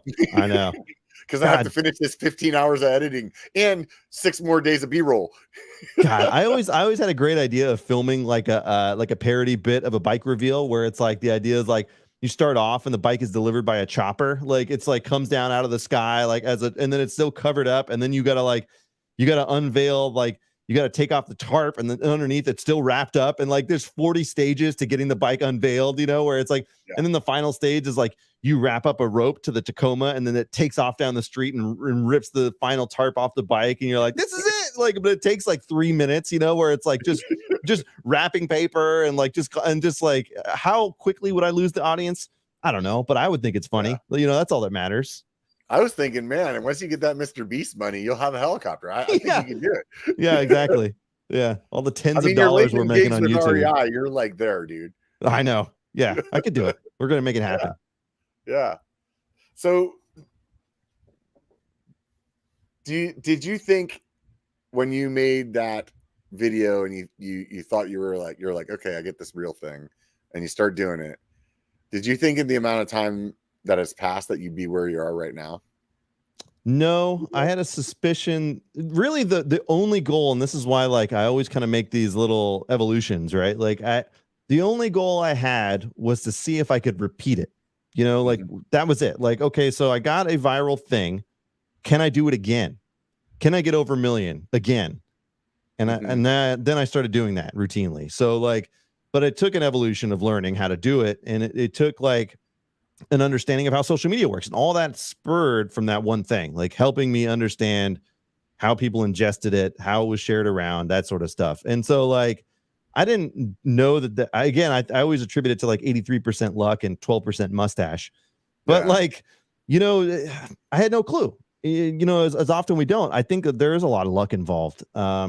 It's good. I know my content's good. I'll go back and like, sometimes I'll be drinking and I'll go back and watch, and my wife will look at me and I'm just over there cracking up. She's like, what are you doing? I'm like, watching my old videos. But like, I get sucked into my old ones too. Like I sent one to somebody earlier today, and And then I started watching it, and then my wife walked in, and she's like, "Seriously, you're watching yourself?" And I was like, "It's not like that. I'm reliving the day." She's like, "Yeah, but you're watching yourself." And I'm like, okay, maybe. Dude, yeah, I'll be honest with you. Like, that's a part of the thing I miss about long form. Like, I go back and watch my like Sedona videos or my ride videos, and I'm like, man, it's a journal. It's like a video journal. And I really like that as a way to look back at where you were at the time and stuff. And I think like, man, it did definitely like trigger a little nostalgia, but also like, man, I was like, man, I need to do more long form. I like that. Like, and it was something different. And like, yeah, you can go back and watch them and be proud of it. It's like so cool. And you just don't, you get that with short form. I can see like where I made something, but it's not the same thing, you know? And like, so it's super cool. Yeah. I had no clue. I mean, like all I could do is make the stuff that I thought was funny and do it in a way that I had a suspicion would do well. And that was the goal right out of the gate. Like, it was just, can I repeat this? Mm-hmm. And so like that taught me a lot, just learning that process. You keep talking about like recognizing how the internet works or how the reels work. What's your like, you know, elevator pitch of your masterclass? Like what are those things that you've learned? Yeah, it's harder than it seems because like you need to obviously like we start editing long form. It's a matter of like cutting brutally down to the shortest of S, and you need a concept for the video. Like just having a video of riding doesn't really do anything unless you have a subtitle with a premise or something. Like there's got to be a premise to the video, a purpose to the video, and something that's ingestible quickly. You know, the faster the better. Like people want to scroll. Imagine how people ingest social media. They go like this. It's just so fast that if you don't catch them in the first second or 2 seconds, then you're out. So imagine like if you will like a video that will do well is like, here's 4 ways a mountain biker does this, you know, and like, right, you got them. Like, okay, and which one am I? You know, or like the 4 ways a mountain biker does a thing. Like, okay, well, which one am I going to be? Like those things can grab people. Think like informational entertainment sort of thing. Those do well, and you've got to present them fast enough and funny enough that it's like they don't have a chance to look away. Like that. So if you look at the edits that I do, they're so tight. They're so packed. Or if it's just a simple concept too, something that's like so fast, but like that like, you know, it's just they can't help but watch the whole thing. Like, you know what I mean? Like where it's just something simple, one simple concept. And so those little things like do really well when it comes to short form to grab attention and stuff. And like there's another genre that does really well, and Seabass has really capitalized on this. And so have I. We talked about the behind the scenes stuff. That shot of me eating a chicken wing with a leaf blower and like a camera angled. What that was people looking at it and not knowing what was happening. So they had to watch it again. They had to watch it again. They're like, what the hell? Wait, why is there a leaf blower? Wait a minute. He's eating a chicken wing? Like, so that stuff is just weird, and people gravitate towards that. The general audience, and it's you like probably the weird see that. thumbnail, basically, except for it's a reel. Yeah, you know what I mean? And it's like the nuclear bomb going off in somebody's like driveway or something, and you're like, why is there a nuclear bomb or an airplane landing in their driveway or some weird shit? You know, that you're like, that doesn't work together. Why is that there? You know? Normal mountain biker does a tremendous job of that found footage style stuff where it's like his brother's filming, but to the audience, they just think some random dude in the streets filming this guy doing something weird. So we know him. We know Durs is filming. The general audience doesn't. The one that he did, and he's done many like this, but like the one that he did where he pulled up to a coffee shop, he got off the seat and there was no saddle. It was just the dropper. To me, I know mountain bikes. So I was like, oh, that's cool. Then you saw it take off and I was like, holy crap. It's because people don't know what a dropper post is. So people thought the seat was in his butt. And like, again, it looks like somebody random from the streets filming it. It's his brother. We know this. That thing hit, I'm sure just on his page alone was 30 million plus. And like he was talking about this on a podcast I was listening to earlier, and he said it had over 500 million. Shared and everything. It's massive. Yeah. And he was saying it could have even been a billion with like he said he just stopped paying attention because I mean he said Shaq and like other like famous people were sharing it and like is like, oh wow, this is crazy. Yeah, like, I texted him the other day actually with a great idea because it came into my head because I was watching some videos and a baggage handler one came up and everybody started saying like you got to put like baggage handlers are hot on your baggage so they won't manhandle it, you know? Yeah. And so I was like, dude, we should film something. We can recreate this. All we need is tarmac. We don't need to be at an airport. But I was like, dude, we get a couple of workers' vests and we just beat the shit out of some luggage and we get like a plexiglass thing and make it look like someone's filming through an airplane window. Yeah. And boom, you know, like it's that same idea where it's like some random dude's filming this guy doing something crazy, you know, it's like, oh, let's give it a I shot. think you could even do it with green screen and Yeah. like just a like a video like Yeah. off of that I can't think of the word right now. I'm drawing a blank. You know what I'm Yeah. saying? Yeah. But the prefab stuff you can just download and you're like, oh yeah, here's me on a tarmac. You know what I mean? Like, I know. We're gonna flesh it out. I've got a couple ideas that I want to shoot with him. We're going up on the 30th to North Star, because North Star is closing that weekend or whatever, and then MTB NorCal is putting on a small event, and I've got a couple videos that I want to shoot while I'm out there. So next weekend we're gonna go out, and he's gonna be out there too. I know a couple other people are going out, so that's gonna be fun. Do some laps out there. Yeah. I think I'm going to dabble into some short form content here soon. I've been kind of churning on it in my head a little bit, and I've done a few just to kind of see, you know, like how the edit goes and things of that. You know what I mean? It's really interesting to see that, like, you can have the exact same video on YouTube as you have on Instagram, and one of them will do well and the other one will do nothing. Yeah. And it's like, why is that? I don't even understand. But yeah, I think like I did a long form video recently, which is like long form saying like 3 minutes. It was like when mountain bikers are honest with themselves or whatever. And then I took a few clips from that and put them into a short form and put it up on YouTube as a short. And then the video that I put up, the long form, got 10,000 views. And then the short form got like hundreds of thousands. So it's like, and it's the same content with different audiences. And you just kind of like have multiple. That's the first time I've really kind of like capitalized on that. But that's something that a lot of big creators will do. They'll just take a segment out of the video that works well for short form and bring it in. And it's like double dipping basically, because they are separate audiences, the short form and the long form. The short form audience doesn't come hang out in my live streams. They don't watch the long form per se. It's just different. So it's all capitalizing on all that stuff. But I still have the dream of like tying all that stuff together. Just time. Yeah. What's the end goal? Make it just be. I already met it. That's the problem. Like the goal was to like be an international celebrity, and like now I get recognized everywhere. So like, where do I go from here? I don't know. It'd be amazing to go full time, but like everything the stars have to align. So, and then I would make more long form stuff, because stretching myself creatively is always the goal. Like I want to make more stuff, and then like think about like, oh well, if I have more time, I could do a podcast.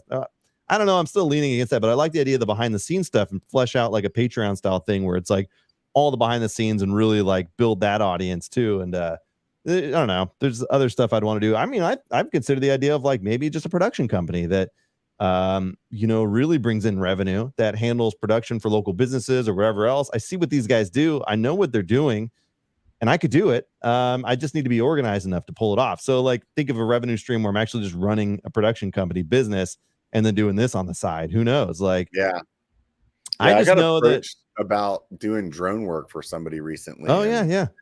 And it really made me start thinking about, I was like, wow, I mean, I guess I could be doing like some other things that, you know, I have this gear, you know, it was the same concept where I was thinking, you know, I could take photos for people. It's like, I know how to work camera pretty damn good now. Yeah. You know, all I need to do is like make a website. That's weird to know how to do that. You know, like, you legit have a business just sitting there. That's just your spare time thing now. It's like, you know, it's like you can go out and do a photo shoot and make, you know, decent money in a short amount of time doing that. So I don't know, but I think at the end of the day, it's like, what do you really want? You know, like, I think for me, that's the problem that I always struggle with, is because I'm just really like, I'm kind of all over the place, you know? Yeah. And I'm not sure what I really want, you know? It's hard to lock that stuff down. It's like right now I just want to have fun and make what I want to make. And like, I'm stoked people are digging it. Like, that's like, it doesn't, I don't think that far ahead either too. It's like, it's like I think it's like a detriment. It's like a bad thing and a good thing all at the same time, because like the improviser in me, like I have to suspect that's one of the reasons why I've found success, is because I can just do things off the cuff and improvise. And so like, it's a bad thing and a good thing. Like, and I have to embrace that. Like I can't reform my brain.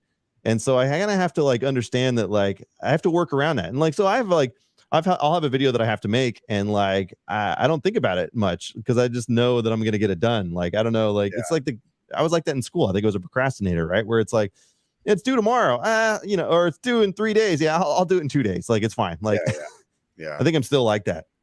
Yeah, I'm 100% like that. I actually, I think the reason that I procrastinate is because I like the feeling of pressure is actually what motivates me. Yeah. So like, if there's no pressure, then I just don't want to do it. That's why part of me, that's why part of me says like, I almost need to quit to like really make this a thing. Cause like, I need like pressure on my shoulders to be like, you better fucking do it. Or you're gonna starve to death. Like, maybe that's it. I don't know. Everything's been fine. I've been pushing pretty good, but like, yeah, it's like that thing. I'm the same way. It's like, you gotta have a little pressure on your shoulders to feel a little stress every now and then. You gotta get it going. Yeah. But I mean, I think you're going about it right, dude. It sounds like, things are doing really, really well for you. I mean, honestly, to be getting like the offers and things that you're getting, it's well deserved. But at the same note, it's like, or on the same note, it's obviously it's a reflection of the work that you've put in. You know, like REI and Subaru and whoever else is not reaching out to you because you were procrastinating. Like you may be like in your mind, but on the other end of it, it's like, dude, from episode 94 to now, like you're doing commercials for REI. Yeah. And episode 94, I think you probably just made that video that we were talking about, because I sort of remember us talking about it and you being like, jazzed about trying to figure out what was going on and stuff like that. Yeah. So, I mean, honestly, it's not a lot of time. It's a year. Look at where you're at. I know. I wish I could look at it that way sometime, right? And that, like when it's like our kids, like when you're the parent, your kid, you just see them growing, and like and then you bring them to a friend's house, you're like, holy crap, they're massive now. Like, and 6 months goes by or something. It's like it's that same phenomenon where like I beat myself up a lot. Like I get into weird modes where I'm just like, man, I'm a fake. Like I think I've just been lucky this whole time. Like I can get into those moods where I'm just like, man, everything I've done is like, it's just a farce, like, and then I'll like go back and watch a video and I'll make a new one. And I'm like, man, I'm fine. Like, it's just like knowing that I'll be able to get out of those ebbs and flows and proving that I've been able to do it multiple times. And like, I think there was a great example once, a great video that, do you know Casey Neistat? Yeah. One of the biggest YouTubers, his brother, Van Neistat, did a video. And he was months ago, but the idea was like the idea of creatives and how they deal with it, like the successful creatives versus like the non-successful creatives. And of course, like what you've got a flow chart essentially, like, and there's like through the course of the chart, there's going to be the coming up with the concept, the idea, and like the execution. And then of course, no matter what stage, you're always going to hit a wall. Like, so whether you're trying, like, take this as like, I'm trying to make a video and the video is like, what are the best tires, or whatever it is. Right. And so you're making this video, you hit a wall, you're like, man, like, I don't know where to go. I don't know how to structure this narrative. And so like a successful creative will just be like, I'm just going to scrap it and I'll go to the next thing. So now they're living with the regret of like abandoning this concept that they thought was a great idea. And it's like, there's all this like animosity towards themselves because they couldn't do it. They couldn't pull it off. Like, and they're just like, those things happen. And then you go to a successful creative who like hits the wall, and they keep just kind of pushing on the wall until they figure out how to climb over it. And that may be in the form of like, this video is not the best tires in the world anymore. Maybe it's like this tire became like, it could be the video changes, but you evolve it and get over the wall and like you create that. And now you're filled with like that feeling of success, like that achievement. You get that achievement and you're like, man, like, whew, that was, and I feel like we've all struggled enough in our time and gone through those walls enough to know that we could do it again. And that breeds confidence, if that makes sense. Like we've been through enough walls, we've made enough videos and changed enough and like pushed through weird situations and like still kept going. And that is hard to do. And I think that's why a lot of people don't have successful channels, or, they give up, they start to make a few videos and give up because like, it's hard. It's not easy. And like, knowing, and that's one thing that I've been gracious for, is like, I know that I'll get over the wall. Like I don't, it doesn't even like occur to me that I won't anymore. And I've done it so many times now that it breeds confidence in me. I can go in like, again, I can go into this crazy film shoot situation, like, and just, I know I'll pull it off. Like I'll know I'll pull it off. I'm still nervous Yeah. and it's scary, but I'm like, I'll make it happen, you know? So like, yeah, I definitely know that feeling. yeah, And I think from the outside, people look at something like that when you're doing it and they think that you're not scared or you're not like intimidated or whatever, because your outside is like, not displaying that. But there's a lot, usually going on the inside that, people don't get to see. When we were talking about that though, and it's like, you were saying about, how sometimes you get in this funk or whatever. Yeah.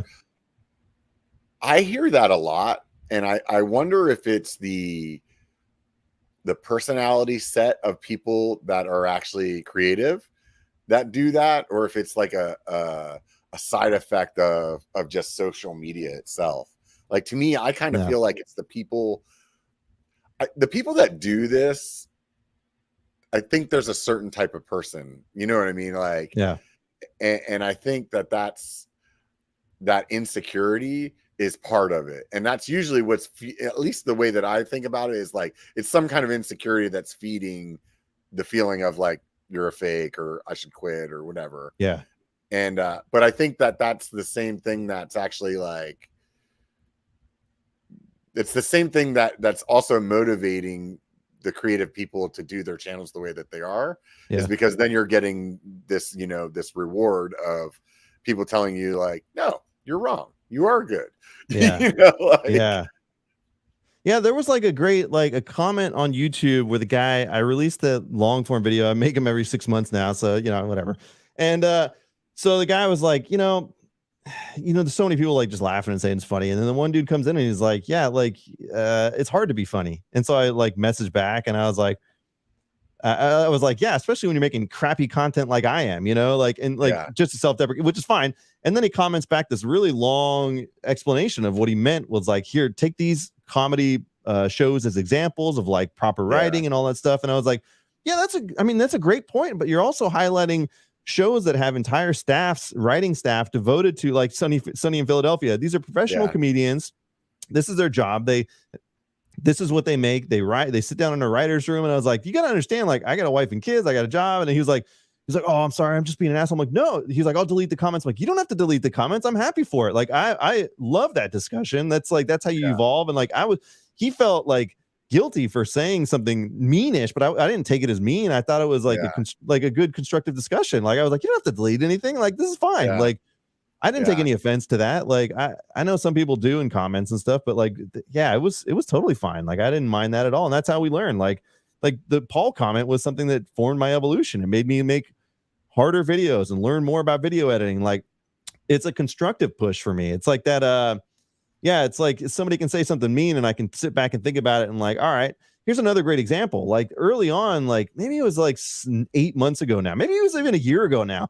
A bunch of these like meme pages on social media started like just coming after me. They would comment on every video. They would like jump into every live stream and flood it with stuff, like all this stuff. And I just ignored it. Like, and I just like, I just kept, what I did? I took it as like, I'm just going to shut him up with success. And that's exactly what I did. I just ignored him and kept making great stuff and kept getting millions of views and kept getting brand deals until they just stopped. I just, like, I was like, I can either sit around and think about it or I can just succeed in front of their face. And that's what I did. Yeah. I kind of like those little challenges. I don't take offense. Like, I think it's interesting. I think sometimes those negative comments, they really drive you more than like they're actually so valuable because of how much they drive you. Yeah. Yep. So, I mean, and not even only like in the terms of this channel. I mean, there's been things that somebody has said to me, like, you're at Kaiser and the nurse says something and you're like, huh, what? And then it drills in, and then like next thing you know, like you've changed your life or something. It's like, I don't know, like I'm just trying to think of something, but formative moments, man. You don't always recognize them, and sometimes you do. Like I recognize those things. Like sometimes I see them and I recognize them and I adapt with them. Like it's like those there are moments in our lives and not everybody's looking for them. It's not like a preachy speech or anything, but like that was one where I was like, all right, let's go. I took, and again, that pushes me to be better. And they don't realize that, right? These people don't realize that they have that effect. And so like your negativity was a positive effect. And it's like, who would have thought? Who would have thought? But it's like, I wish more people could live their life like that. Like, don't get offended by the comments. Just take it as a personal challenge. I have such a twisted sense of humor that almost every negative comment that I've gotten, I think is funny. And then somewhere down the line, like somebody's like, that was really kind of, asinine what they said. Really? Yeah. I'm like telling it as it's a joke because I'm like, oh my God. And then this guy said this. It was hilarious. Yeah, exactly. Like, I think they were trying to be mean. No. Well, they didn't do a very good job of it. Jesus. Right? Yeah. What the hell, man? Now I'm being the asshole.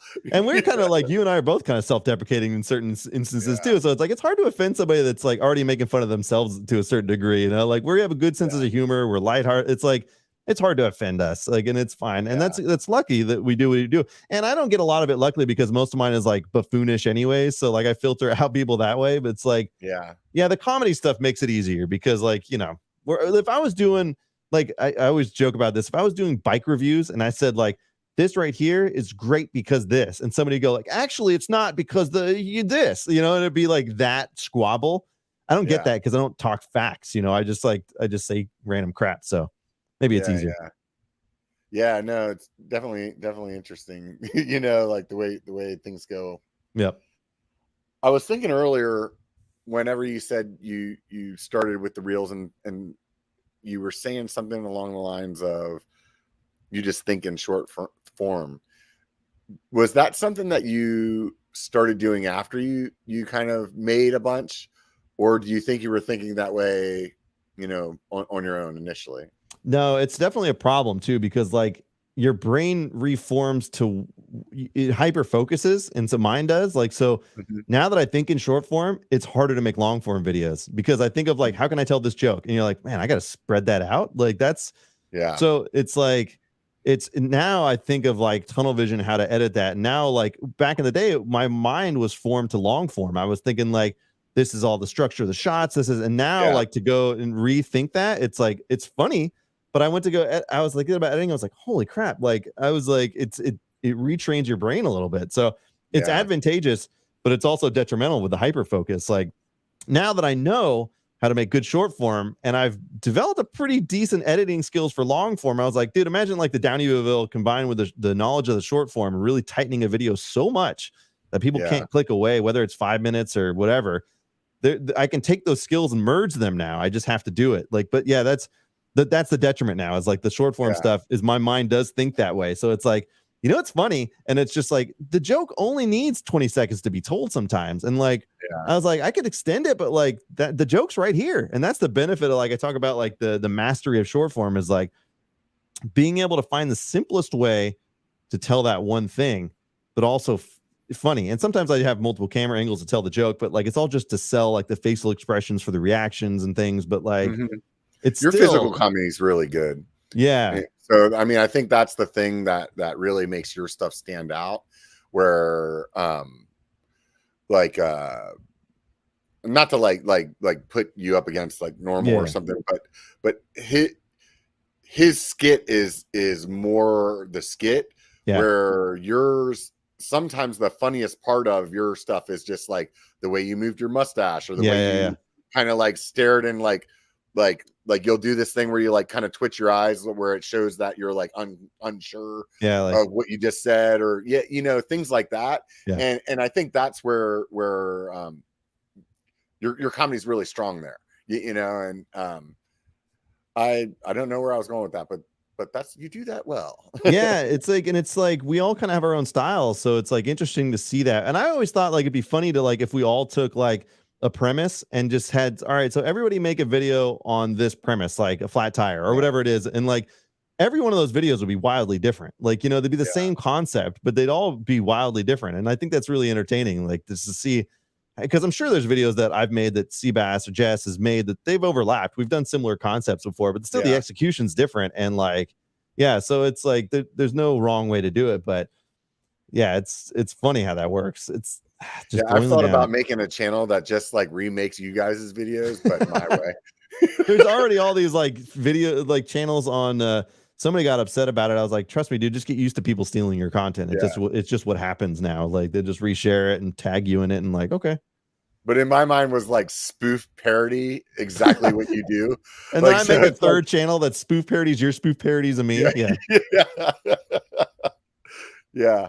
No, but I'm looking forward to trying to like put my brain in that spot, because I've noticed over the time that I've been doing the long-term format that I've gotten so focused on my storytelling Mhm. and the story that I don't showcase my, like, let's just say my comedy Yeah, yeah, as yeah. much. Like when I first start, like I'm a situationally funny guy, Mhm. and so like but the way that I make my edits now, a lot of that stuff just doesn't like, it doesn't make the cut, like Yeah. I'll have it in my Patreon stuff, and these silly comments that I made or whatever. But when you're trying to tell a story that's like emotional or drive people in a certain way to like those parts don't work well. Mhm. And I was having a conversation with somebody recently, and they were saying about, like when I started my channel, I had it was a lot more funny.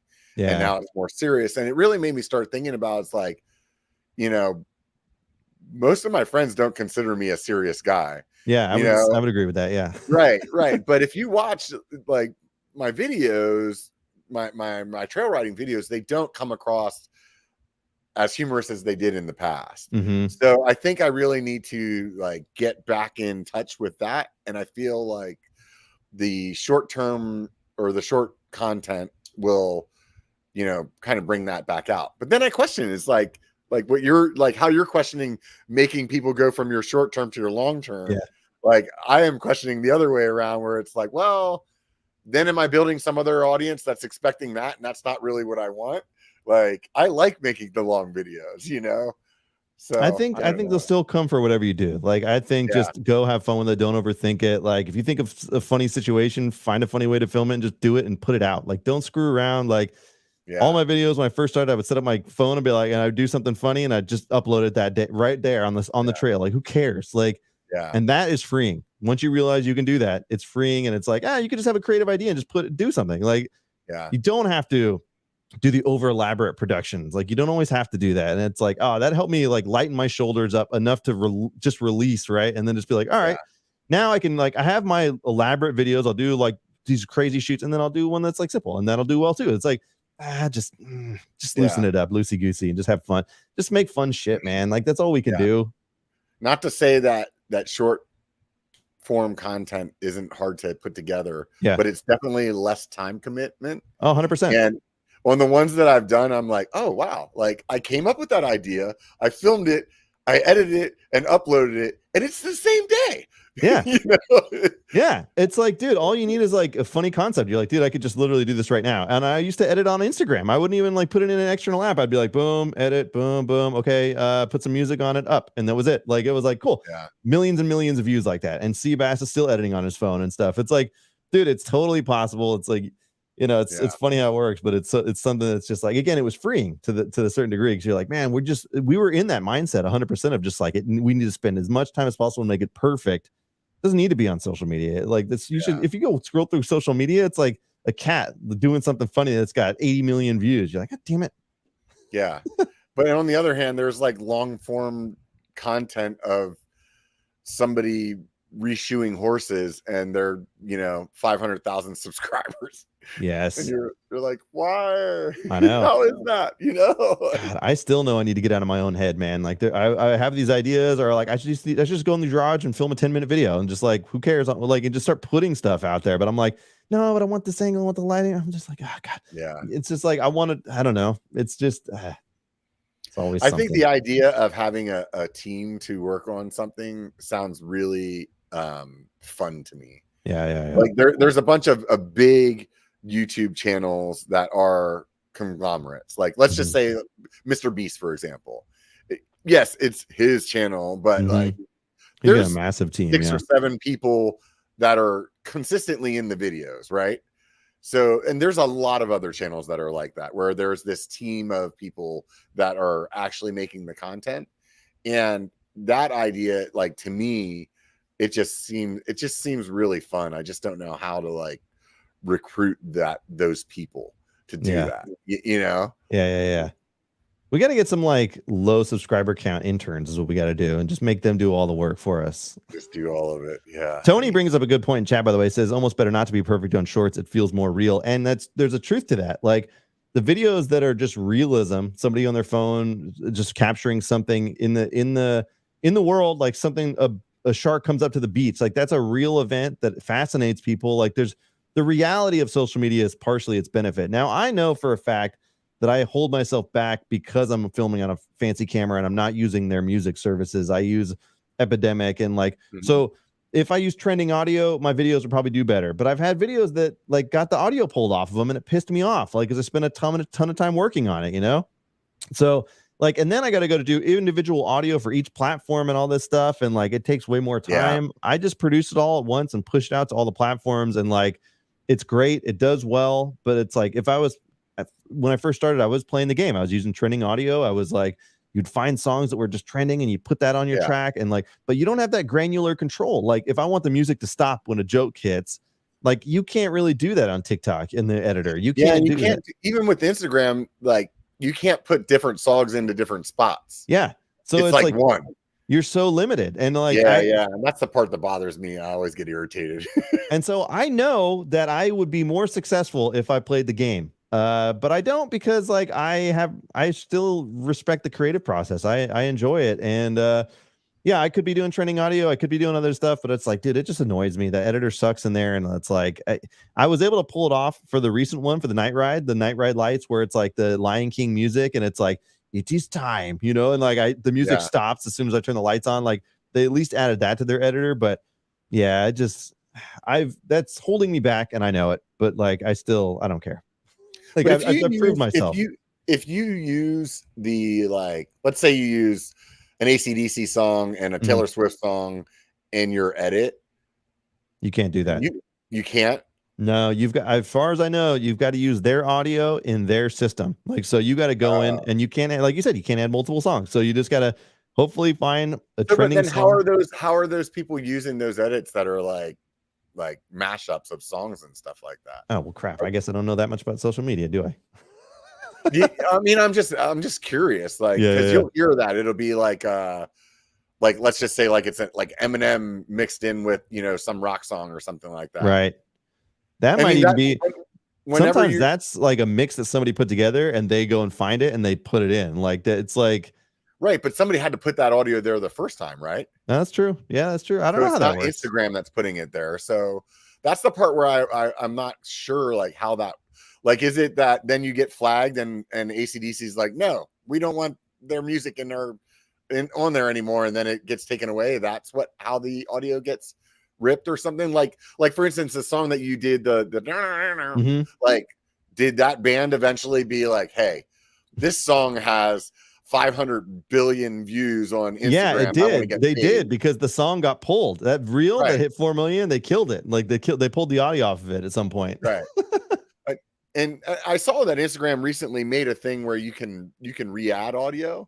Yeah. But I mean, at that point, like, whatever. But I guess that's the thing where I was like, you know, how does that actually work with these platforms? I think ultimately what you're doing is the right way to go about it. Just use music that you know you can.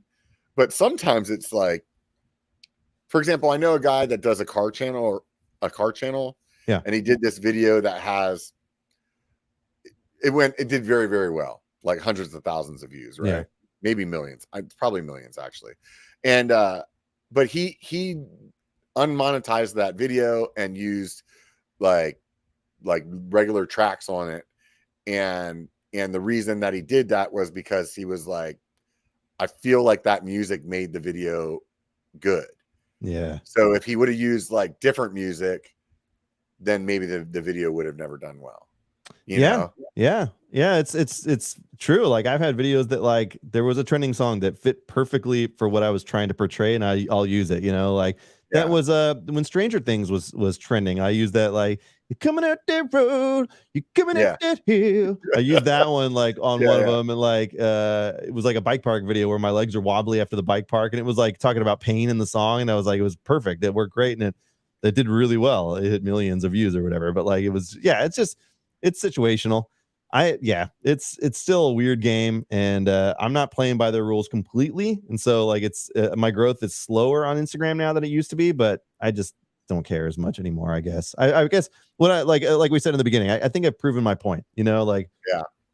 and what more could I say? My engagement's high, my views are usually pretty great, so it's like what more could I do for you? Yeah. Are you getting any kind of monetization off of Facebook or Instagram or TikTok? Nope, not really. I'll get like if I do a live stream, I'll get like $6 on Instagram or something once every few months. It's nothing. No. Yeah. So it's all again, it's entirely up to me to like work with companies and get paid videos. Realistically, it's the companies and the things that you're doing there that are bringing income. Mhm. Because even with reels on or shorts on YouTube, there's not a lot of like financial incentive on that. Is it? Yeah, like say like because it's like you get 1 million views, you don't get $100. No. I I can even pull up the data, honestly. Like I think I've got a video with like 16 million views on a short or something, and it brings in like maybe $200. Yeah, it's very so like a month, like a 16 million view long form video would be like, dude, I just bought a car. That's probably at least 40 grand, probably like 50 grand. Yeah, exactly. Yeah, so it's like you can see the difference, and that's fine. Like, how do they monetize shorts? It's like, I know the world I'm living in. So luckily I'm able to work. And it turns out, of course, if you really look at the numbers, like the amount of money spent on influencer marketing is astronomical, and it's only growing. So it turns out I kind of figured something out,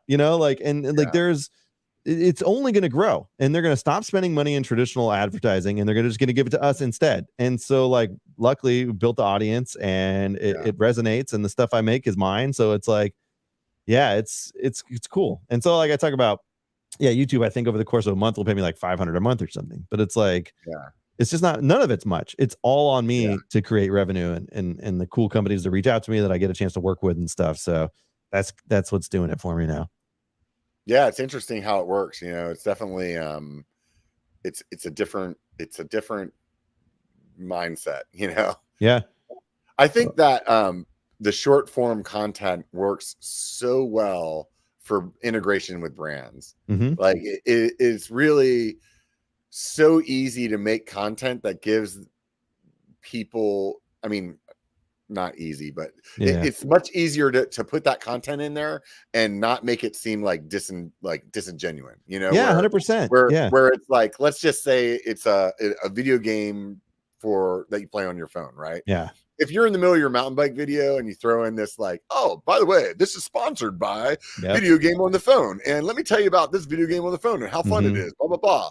Whereas like you can do a funny thing where you're like trying to play the video game and you wreck your bike, and it's like, oh, that was funny, and it got the game like 10 15 million people to look at, or whatever the number is, like, dude, that's it just it fits in so well, Outside Brennan did a tremendous job. He's done some really good deals. One of them stands out from the crowd. He did it with stands, and like he put his GoPro session inside of his tire, and then put like that thing has got so many millions of views because it's so interesting, and he's such a genius at that stuff where you're like, dude, you can't look away. Like, I never thought of that. And he pours the fluid in, then he pumps up the tire, and it's like, dude, how does sealant work? It's like, who would have thought? Like, he's just got this great mind for that, and that was a great integration of like a product. And it was like, dude, so cool. Like, Stans is awesome. I've worked with them too. Like, it was so like, those are the great little things that you watch it and you're like, that was great. And it doesn't matter if it was an ad or a product placement or anything, because it's like, we're already in the biking world, so it fits in with the content we're making. And it was just like enjoyable to watch. Christian Pepper's another great example. He's working with a local Utah Honda dealer, and he just did this one where he like sends it over the vehicle and other stuff. And I was like, dude, what a great little integration it's organic to his channel. It's the things that he's doing regularly, but integrating a brand into it. It was like, it didn't feel forced to me. I loved it. I messaged him. I was like, dude, that was really good. Like, it was, so I always like that stuff. And maybe the short form makes it easier than like, cutting to break to talk about AG1 and their green juice, exactly. Yeah, I mean, you can I think the integration could be in the longer form videos in different ways, but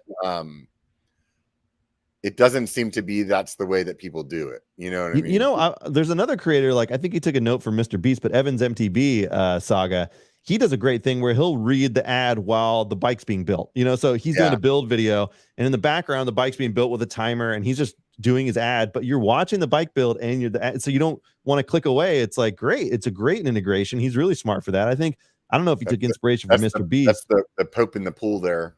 It's I don't know if you know what that is. It's like a film school thing. It's basically like show somebody something that doesn't make sense, but it keeps the entertainment while you're doing it.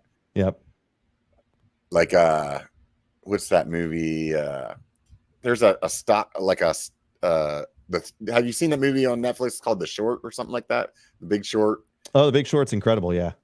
Yeah. So like there's a scene where they're explaining the financial. The financial like crisis and how it happened. Yep. And it's like, you know, this hot actress in the bubble bath. Yeah, and exactly. It was like, here's a shot of Margot Robbie in a bathtub. Yeah. So here's a bunch of like information that they need to get to you, but here's how they can keep you like locked in. So it's the same thing as what he's doing. I've been watching these like editing podcasts and stuff, this channel, and it's really interesting. It makes me want to learn more about film, and I think that's the thing that has been making me want to do the kind of sitcom thing I was talking about earlier. It's just like something else is. I think I just like learning, and I think that's like it seems like it would be fun to go down that rabbit hole of learning those things and like understanding it more, and then being able to like relate that back to the content that we're doing. Yeah. The question is like, you got to talk to Bobo. I think he's got like a concept already. Like, it's like, how can we help? You know, how can we make this work? You know, or whatever. Because it's like that guy is a great genius. He's so smart at storyboarding and creating like that stuff. Where he's got a film background. I think I originally reached out to him. I was like, hey, would you have any suggestions for books about storyboarding? He sent me a couple, and I ordered them and probably never read them. But you know, it's fine. Like I'm the same way. Like I love that stuff, and it's like, man, but like it's very time consuming to do it right. You know, like you go on these shoots and they got storyboards and everything. You're like, man, I got it all in my head. Like, so, you know, in retrospect, looking at Trailhead Troopers when we shot that, it's just trying to figure. I knew the ideas, but I didn't like imagine if we had it all laid out. But I think I think if we actually put the effort into like planning it out, that I really feel like something like that could really do well. It's just a matter of like planning it out and getting the right players. So provided the entire mountain biking industry doesn't crash in the next year. Yeah, but in my mind, what I'm thinking about doesn't necessarily have to be like genre specific. So like in my mind, here's a good example. Sunny is about a bunch of people that run a bar. Right. And you don't necessarily have to be like a person that's a bar fly or you know what I mean to like watch that show. Yep. So it's the same thing where there's another one of those Sunny type of shows where it's a fire department. It's like Tacoma FD or something like that. Okay. And it's like the premise of the show is a fire department, but really what they're doing, like all the jokes and everything is just, it's like how they're interacting with each other. Oh yeah. That's a good point. Know, like, that's really what's funny. So the sitcom show, let's just say, like it could be mountain bikers, but it's really like how they go about like making fun of each other, or it's like, oh, dude broke his bike and this is what we're going to do. And so you could start with your niche, but it's really like the niche doesn't really have to do with whether or not people watch the show. They don't have to be a mountain biker to watch it, you know? It's very much like people have been telling me to watch Ted Lasso for a long time. I finally started watching Ted Lasso. Yeah. And now that you mention it, it's like the same idea where like it's based around a football club, but like there's very few scenes of football. Like it's just them just doing stuff. So it's like, you're right. You have that premise, that general thing, but yeah, that's a great point you make. So now you mentioned that, I mean, I feel like there's zero reason why you don't have some kind of Ted Lasso reel. Because I mean, you have pretty much the look. I've already started scripting it. All right. So like the idea is I actually think it could be a long form video, like the Ted Lasso of mountain biking.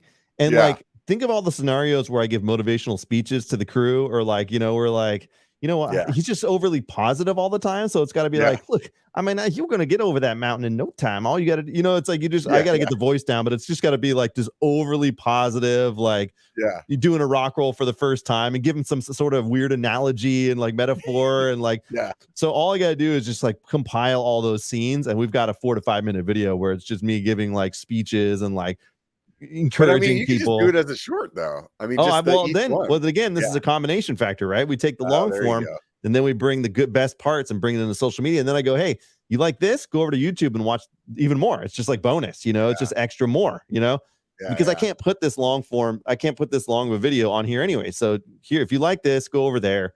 They probably won't come over, but it's like a cross pollination, right? Like, and it's, so it's like two birds with one stone. So I gotta get the voice down, and then I've got to get just write the great little metaphors and all this stuff, and then I'll have some great scenarios and I'll put it all together. And I already think of the thumbnail where it's like just I'll put on the jacket with a visor, and like I'll have a helmet instead of a visor or something. But everything else will be with the whistle and everything. I'll just be like, and then you know, like that. And that's it. Like Shred Lasso. Yeah, Shred Lasso. That'll be the final scene of the video where it's like, I think you guys should all just call me Shred Lasso. You know? So wholesome. Like the exact same font and everything. That's what I would just 100%. Exactly. It'd be so good. I've been thinking about it. I have. Now that I'm watching the show, I'm like, I'm gathering thoughts. You know, I'm gathering. You haven't finished it yet, huh? No, I'm on season 2, and it to me. And I said this on a live stream I did the other night. I was like, you know what? Season 1 was an absolute banger. It was like I couldn't leave it. It was so good. And then season 2, I was like kind of disinterested a couple episodes in, and I had to sit back and like realize it's because they spend so much time focusing on the side characters and not Ted. Like we're in it for Ted. Like, and like they're like, here's the manager's romance story. I don't care. Like they keep going to these sub stories that are not interesting, you know, like everybody says I got to stick with it and just finish season 3. So I'll probably watch the whole thing. But like, as of now, I'm like, man, all the charm is in Ted and seeing his, and like the benefit they had is the first season was a traditional sports story. It was like taking a team from nothing to something. It was like, this is a great tale. And that was mixed in with Ted Lasso. And now it's like, they barely have the team at all, like playing or anything. It's just like, I don't know. But everybody says I got to stick with it. So I'm going to. Yeah, I really enjoyed it. That was one of those shows that I didn't want to watch. Yeah. You know, like I watched the first episode with my wife, and then she wanted to watch the next one. I was like, can we watch something else? And then she put it on anyway. And then it just kind of hooked you. And you're right. That first season was like, it was pretty damn good. But it's incredible. Yeah, it's incredible. I lose attention really fast. So you've got to like, there's only a few shows in this world that have held my attention throughout the length of the show. It's like so rare that it happens. And like Breaking Bad to me is probably the best show ever created. Like I could watch the hell out of that show. But there's very few instances where like something really holds my attention for very long. It was interesting. I was listening to this guy talk about how TV content or movie content has this ability to tell a shittier story and keep people than you can on social media. Yeah. Because like I never really thought about it, but you're invested in this show. Yeah. So there's times where you may watch an episode where the whole episode sucks to you. But because you're invested, you'll still watch the whole 30 minutes. Yeah. Where like if I love Calirado Kid's videos, and this one comes up, and in the first 10 seconds I don't like it, I'm like, fuck it. You know, like I might come back next week and watch it again, but that's it. It's not like people just sit through it, you know. You could have a massive audience, and like still every video is like you could have 500,000 followers, and you could have videos you put out that just get 40,000 views. You're like, how is that possible? I don't know. Like, but it's totally something that happens regularly, and it's just something about. You're like, did you even give it to the people that follow me? Like, or you just have so many people that just like, they just followed to support. Who knows? But like, it's so, and you're right. If the video is not like, they're like a minute in, they're like, nah, I'm good. You're like, damn it. Are you supposed to stick around? You like my stuff, right? Right. Well, and especially on YouTube, like if you're on the web on a computer, it's like consistently having commercials running all the way around your movie Mhm. that are like, hey, come over here instead. Yep. You know? Yep. So it's like anytime that there's a small short window of boredom on a long format video, there's 20 videos on the right hand side saying, hey, I'm not going to do that to you. You know? Yep. So it's definitely, I mean, think about how successful Breaking Bad would be if the entire time the show was on, there was like little thumbnails all around Click it here. saying like, come over here, you know? And now Would it still work? you've just described why social media and short form content works so well. Right. Because everything in this world is drawing our attention now. And if you can hold it for a few seconds, you're lucky. And you know what I mean? Yeah. Isn't that crazy? Like that's again, I blame it on luck, and it is. It's like that's we got lucky at the right time where like short form is a viable option, and because people are just pulled in every direction now. Like even you, I'm sure you do this. I'll watch, my wife will have something on the TV, and I do this too, but like she'll have something on the TV and she's just playing on TikTok. I'm like, why do you have the TV on? Like there's you know, like not even paying attention to the show. And so everyone's like that now. They're just like, they've got a show on the TV, but then they're playing on social media at the same time. Like, how are you ingesting this? Like, I don't know how this makes sense. I figure if I start playing on my phone that I'm not that interested and I move to another show or another movie or something, like I'm like, if it holds my attention, then that's what I want to watch. Like, I don't like, if I get to the point where I get distracted and start playing, I'm like, man, this probably isn't that great then, or it's just something about it's not holding me. So I just like, I'll find something else. Yeah. But sometimes you have to take the conscious effort to actually put the phone down. That's true. Because since you're not, like you not being interested is actually a side effect of you not paying attention. Yeah. You know? Yeah, true. You're like, what did he say? Yeah. You're like, this isn't even funny. It's because you're not listening. You missed all the jokes. Like my kids will do that. I'll be like, what's going on? They'll go do something and come back like, what's happening? I'm like, I'm not telling you. You should have just stayed here. Yeah. It makes you wonder, you know, where it will go. You know, it's like, okay, we had this long-term, or YouTube when it started was pretty short form. It was, you know, a couple minute videos, and then it got into these longer videos, and now it's, you know, getting to a shorter form, which is, let's just say what's the most popular is the shorter form, you know, 60 seconds or whatever. Yeah. And I guess it's kind of like what I was talking about earlier, like things are cyclic, because even like some of those guys like the Pauls, they started on Vine. What were those, like 30-second videos? Yeah, like Vines were super short. They were like less than 10, I think, or something. So like, how did that fall out and not become shorts and reels back then?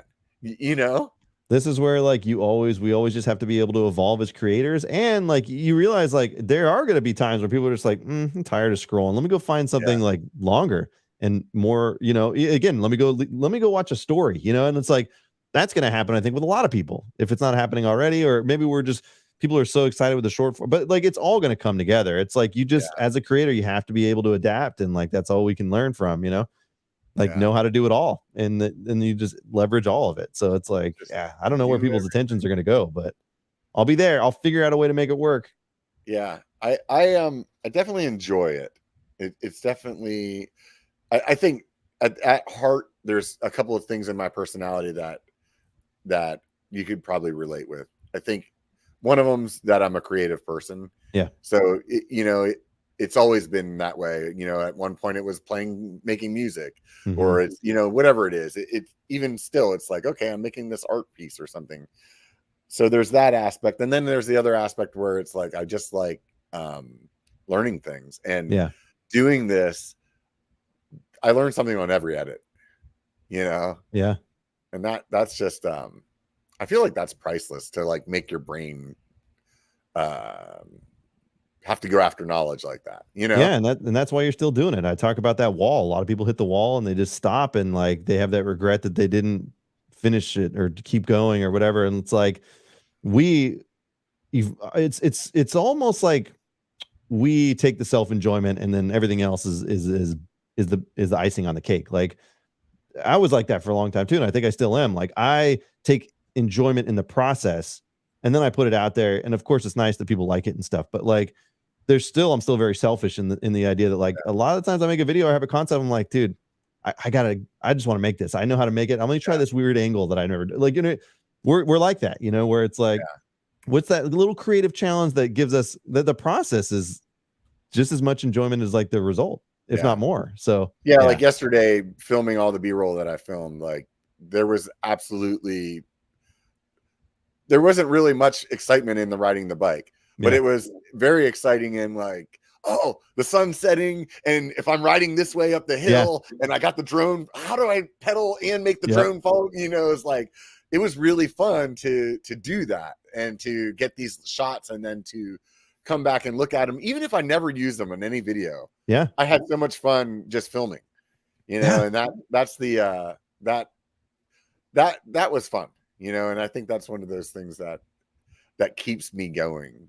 I think that's one of those things that we both have to, like, a lot of us have to step back from, us creators, and like realize like that is pretty cool. Like, we take enjoyment in that, and sometimes it feels like it's like stress, or sometimes it feels like it's an obligation. But like, man, well, you look back, you're like, that was cool. I got that shot. I had this vision and I made that vision. It was like cool. I had a similar situation. I made this one with like the 4 ways mountain bikers cross water or something. I was editing and I got it all, and I was like, wait a minute, I'm missing that one shot where I roll up and stop and like look, and I was like, I drove all the way to Granite Bay. I drove like a 2 hour and a half round trip to go get that 2-second clip. And people don't know that. These are the behind the scenes. It's funny, but like I drove an hour and a half the next day to go get that one little shot that I knew was just going to make the video. Or like, I just thought, it's like, I need that to establish the fact that I'm there, like I just need that one little thing. And like, I still think it's funny. Like, I love those behind the scenes stories. I could tell those all day. You could too, where it's like, I had to get through this to get that one little piece right there that you saw. You have no idea how long that took. That was like 20 hours, or whatever. It's so funny. Yeah. And sometimes it's just us being anal retentive as well, where like my shot will be fine, but it's like, man, I just didn't like the way that the mic peaked on that one spot. So I'm now, oh wait, but those clothes I wore yesterday are dirty because I worked them. Now I got to do my laundry, like all this other stuff, so I can put the same clothes back on. Wait a minute, I need to trim my beard and look exactly the same. It's like, oh crap, I got a haircut. Now I got to film those other parts over again. Oh my god, there's something to it, man. There's something to it, and like like that can help me get out of funks right there. Just like thinking about that, like, man, I take pride in the fact that I'm willing to put that extra work in to get that thing. We have those little moments, and those are funny, man. It's like just above and beyond, but also like, being totally just ADHD almost, where you're like, it needs to be just right. Like I said in a recent video I said dampening. And so I was like, crap. I was already done shooting everything. I was going to go in the garage and reshoot it, but I was like, wait a minute. I think I could pull this off. So I went outside and I got the audio rolling, and I said the sentence again, but this time with damping. And then I like synced up that audio almost precisely with the clip of the video, but I had to make a quick cut with a separate thing to make it like fluid. But if you look at the video, you have no clue. But it was like, I spent a ton of extra time because I was like, I think I can do it, And so like, it's like in the video, like my lips almost completely sync up. It's like, it's so fast you would never notice. And that's why I was like, that's good enough. Boom. But I pulled it off. Those are those things that are kind of fun, where it feels like you just pulled the wool over everybody. There's been some times where I like use one clip and maybe something was wrong with the audio, so I'm like getting the trail noise off of another part of the video, or maybe in this part of the video I was talking and I don't want to be talking, but I like the shot. I like take the trail noise from another part of the video, and it just looks like it's the same ride. It's like, nope, I tricked you guys. I love that stuff. I love that stuff. It's like it's the creatives like can find a solution to the problem. Like, do I need to reshoot, or can I pull it off without it? Or what do we need to make this work? It's like, and having the mind to know what's appropriate and what's not. It's like, the audio needs to come up a little bit here to really like hear that thing. Or like, it's like, It's interesting how your mind starts thinking in edit though. Like I'll talk to some of my friends, and one of my buddies was helping me take some drone shots the other day.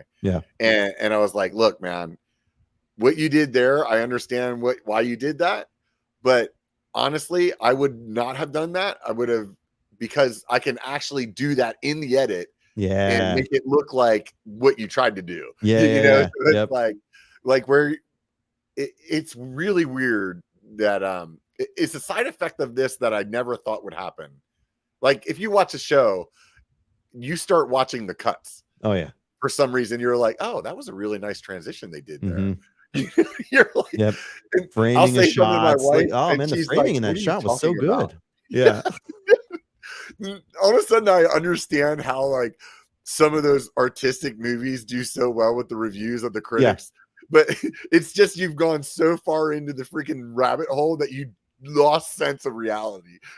God, I'll do it to my wife. She hates it. Like we'll be watching something. I was like, oh man, do you see that? Like the way they pulled off that angle right there. Like if you look at the scene, if you look at the blue light up top, and this happened in like the movie Parasite. I'm like, notice how it's blue at the left top right of the left top side of the frame, and on the bottom right, it's red. This symbolizes the travel from like heaven to hell, essentially. The descent of these characters. And I'm like, she's like, can we just watch the movie? I'm like, okay, fair enough. All right, like the one that really got me going was that there's that World War II movie that they did a while ago that's all one shot. Oh yeah, 1917 was it? 1917? Something like that. Yeah. But it's like you're watching it trying to, at least me, I'm like, where was they at? Oh yeah. You're like, I saw a pole moving. Was. There's a pillar that moved across the screen. That's where they did it, right there. Yeah, that was the one. Yeah, you're all excited, and they're like, will you shut up? Yeah, shut up. God, dude. 2 hours, man, went by quick, like it always does with you, dude. Yep. Honestly, so fun. Good times. Yeah. I really appreciate you taking the time to sit down and chat with me. Thanks for helping me get the Biker Bar season, whatever, back in online, and we're rolling. We're ready to go. Yeah. Yes. Man.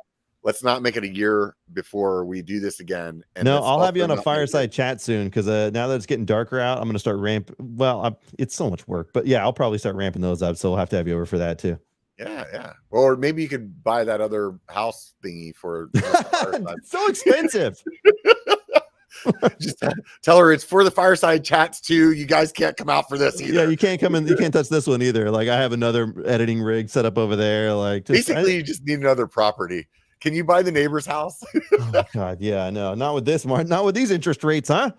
Right. Oh my God, we're not going there. Yeah, let's not. Let's not. I got video games to play, Robert. Yeah, I know. So anyways, really appreciate it. If you guys are not familiar with Joe or the Calirado Kid, look him up on the internets. You know how to do those things. Give him the follows and the subscribes and the likes. And while you're over there checking out Instagram, swing by Biker and give me a follow. That'd be awesome. Love seeing those numbers grow. Really appreciate everybody tuning in. Thank you guys so much for being there on Patreon. Thank you guys for still being there on Instagram and following me while I'm apparently while I took a vacation. So I really appreciate everybody out there. Those of you that want to go above and beyond, do me a favor, roll over, write the 5-star review over there on Apple Podcasts, and give me something to talk about in my next intro. So you have roughly a week. You got a week to be the guy that does it. So thanks again, Joe. I really appreciate it. But I want you to remember one thing. It only takes a bike to be a biker. Get out and be one. I almost tried to sync it up with you. Be one.